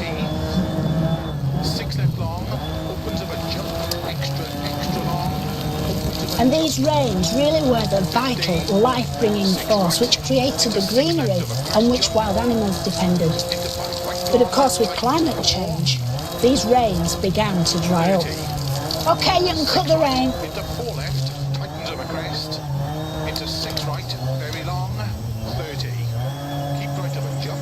The diminishing rainfall forced both animals and people towards large lakes, which formed during the rainy season. One such area is Nabta Playa, 100 kilometres southwest of Aswan. And here these nomadic hunters began to settle into communities. But still reliant on the annual summer rains, they needed to predict exactly when these would return. And so they turned to the night sky. Welcome to the beginning of time. Quite literally, because this is Egypt's oldest calendar. At around 7,000 years old, this stone circle from Nabta Playa is the earliest evidence of how Egyptian weather forecasters became astronomers. They aligned its central stones to the circumpolar stars, visible in the night sky all year round. When the sun appeared directly overhead, the stones cast no shadow. The midsummer rains were approaching. This meant that the animals would drink, the plants would grow, and the world would survive for another year. So in many ways, this circle represents the solution to the very real problem of survival. But the Egyptians would take this a step further. I think the really great thing about these mini monumental markers is that this is the earliest example we have of the way in which the Egyptians are aligning their monuments to various things, to the sky, to the cardinal points. And from now on, every tomb, every temple, every monument will be aligned to the heavens, to the very gods themselves.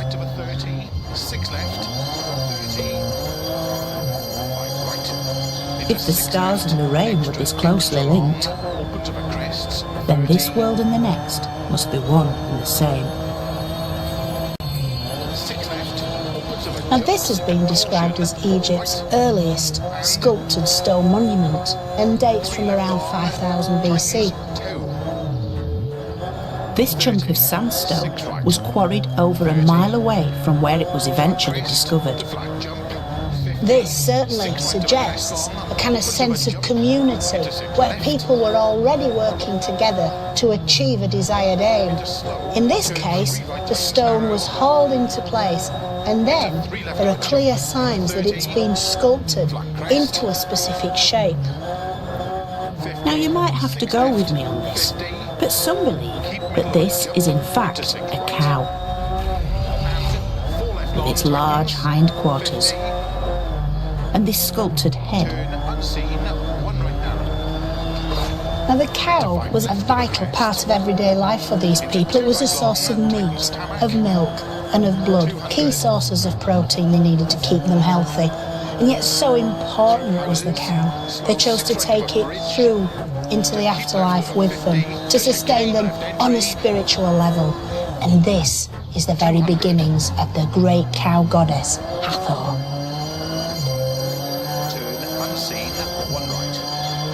Hathor may have started off as a source of milk and meat, but eventually she would be loved and idolised by millions of Egyptians, since she represented love, joy, beauty, and motherhood. And although her image develops from a lifelike animal to a female face with cow's ears, this may be Hathor's very earliest incarnation. Yet Hathor is only one of a multitude of gods and goddesses. The Egyptians just couldn't get enough of them. Over the centuries emerged hundreds, if not thousands of deities, each with a specific purpose and appearance. Some came in human form. Some had animal heads. They could be male, female, even androgynous. It seems that there were few aspects of life that didn't have their own gods. We know that in the very earliest times, their gods resembled familiar things, the world around them, elements of nature and certainly animals. And over time, the animals, their forms, their shapes, their characteristics were distilled down into this sort of divine figure, each one worshipped for a different quality. In the case of the ram, they were worshipped for their procreative powers. In the case of the cow, for their nurturing, motherly instincts. And of course you've got rather different creatures, the dangerous creatures, the ones that lived on the edges of the Egyptian world, the lions, the crocodiles, the jackals. But it wasn't just about finding the appropriate divinity. It was about gaining power over them. The goddess Sekhmet was a ferocious lioness and the bringer of death to humans. So the Egyptians transformed her into a deity as a way of controlling her destructive powers. By worshipping Sekhmet, it was believed that she could be placated and transformed into a more benign deity. On so many levels, the Egyptians were trying to tap into nature to affect the way that nature then in turn affected them.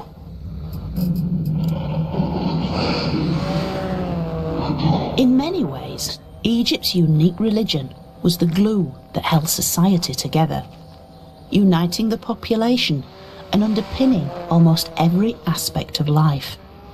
It's everywhere, in tombs, in temples, in everyday life. And yet, there is another, even more fundamental element, without which ancient Egypt would never have existed at all.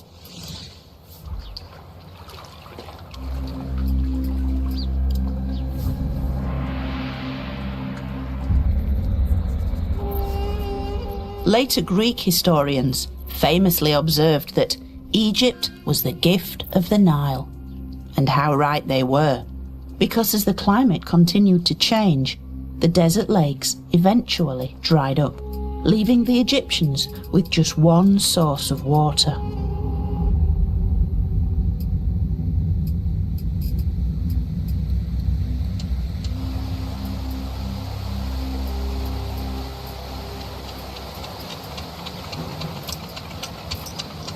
This is an incredibly special place. Located in modern Sudan, it nonetheless forms the very source of Egypt. For it's the place where two great rivers meet, the White Nile and the Blue Nile, which combine here to form the world's longest river, flowing from the heart of Africa and out into the Mediterranean Sea.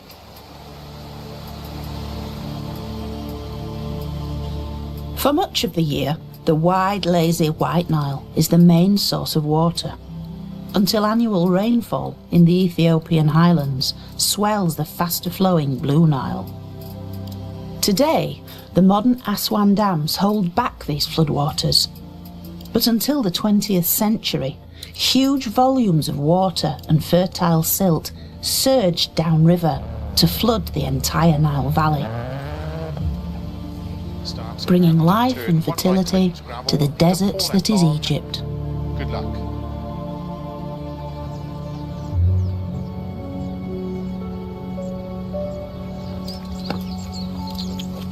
This annual Nile flood was the single most important event in the lives of every ancient Egyptian, for its life-giving waters brought the nutrients and minerals which enriched the soil all along its banks, and this allowed agriculture to flourish.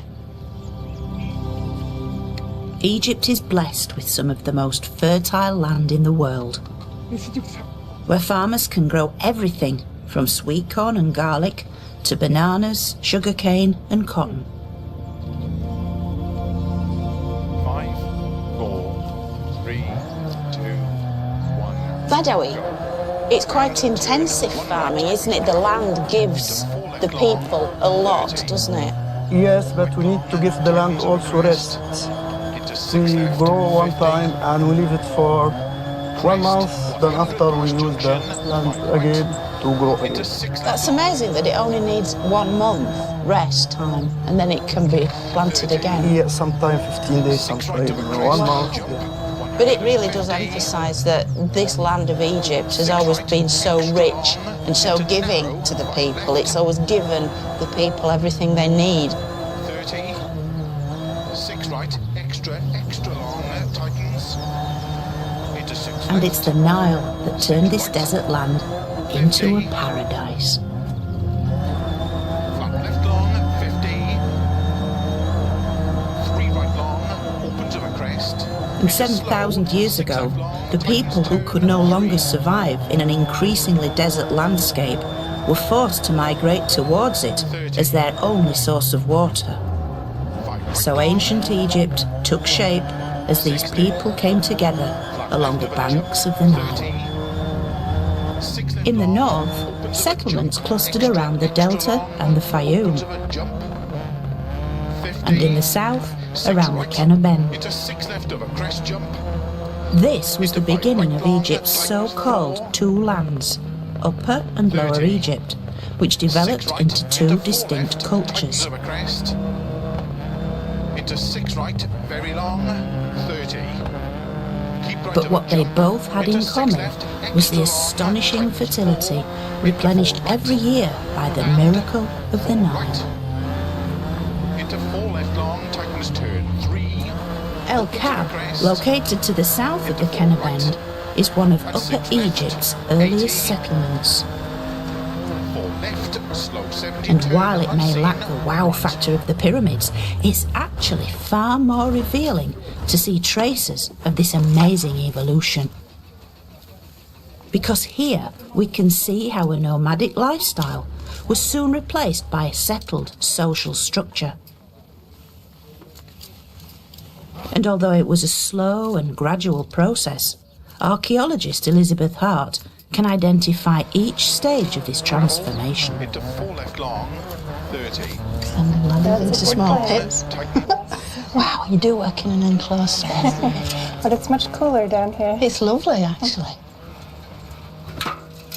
So down at this level, we have sterile soil where nobody lived. And then starting around 4200 BC, are layers of silt from the Nile flood, followed by wind-accumulated sand. And then another layer of silt, and then more sand. And here you can see it really well. A thin silt layer from the Nile coming up and flooding, and then the sand. And over here, we have a hearth feature. So this tells us that humans were actually living on these and coming into the Nile Valley and then moving back out. And we also found lots of potsherds and stone tools in these layers. You know, it might be a small space, but you've got people's real lives unfolding within it, haven't you? And we have thousands of years of it here. When we started, people were just moving into the Nile Valley. They were just starting to farm. And by the end here, we have pharaohs and a whole united Egypt. It's really impressive when you think about all the change that happened over this chunk of sand. Although we are still centuries away from the grand pharaonic monuments, you can still find traces of the lives these ancient people lived, if you look hard enough. For very little has survived, except for tons of pottery. Yeah, this one is, yeah. So it's 5,000 years old. So it's 5,000 years old. They're also tactile, these things, aren't they? These pots help us to identify when this early society began to produce a food surplus. A pivotal transition which required robust pottery for the storage of large-scale food and drink production. These bread moulds from slightly later are one of the most common finds. So you heat the mold, then the dough gets into it, and by the heat of the mold, the bread will be baked. But this comes in massive amounts. These are the beer jars. Ah, bread and beer. Bread and the beer. Egyptian staples. Oh, nice slice of a beer jar. This is the nuts and bolts of how Egyptian chronology all came together in the early days, isn't it? Yes. The pottery is especially fundamental to understand how people were living.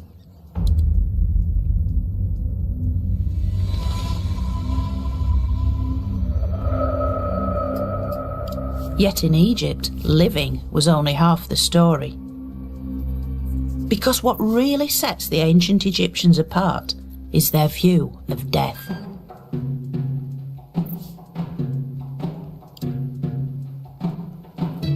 To them, death wasn't the end of life, but a new beginning. A transformation from the world of the living into an everlasting afterlife. Starts 50. And such a belief would shape Egypt's most mysterious practice and my favourite subject. Mummification. Although the origins of this enigmatic tradition are only now becoming clearer, the burial of their dead had a strong significance from the very earliest times. This is a typical burial from around 3400 BC. The body is curled into the fetal position and here placed within a reconstructed pit grave, surrounded by the belongings he might have had in his earthly life, like pottery, jewellery, and a palette for preparing cosmetics. Everything that was important to him in life accompanied him into death. And I think that's quite significant because it shows that already 5,500 years ago, the Egyptians wanted to take it all with them. They clearly believed that something happened beyond death. Death was simply a transition into another state of existence when you continued to live, and it was assumed you would need everything you'd needed in your life on Earth. His body was naturally mummified in the hot desert sand, but its placement here may not have been accidental. Because even when dead, the body had to be preserved in order to house the soul for eternity. A skeleton simply wasn't good enough. Skeletons, bones, they are very, very anonymous. And yet, when the soft tissue, the skin, the hair is all present, we are ourselves. And that's exactly what this individual represents. Being face to face with one of the very earliest Egyptians gives us insight into the development of their ideas about the afterlife. It started off as a practical thing, burying the dead in a relatively small space, bundled up, and then it developed these layers of kind of like the symbolism, fetal position, this idea in rebirth into the next world. It's almost like the seed from which the Egyptian funerary belief system evolved. This is the very beginning of a process which would be repeated a millionfold throughout Egyptian history.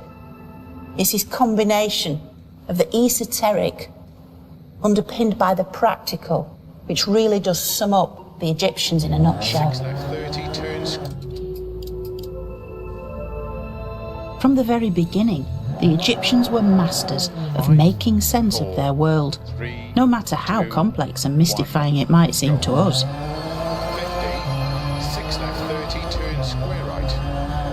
And this same ability to bring order is also found in the way they structured their early society, adopting levels of bureaucracy that border on the obsessive. In the ancient city of Abydos, the site of Egypt's first royal burial ground, archaeologists found the origins of a system that we still have to put up with today. It's most fitting that this city of death was the find spot of the earliest means of calculating that other great certainty, taxes.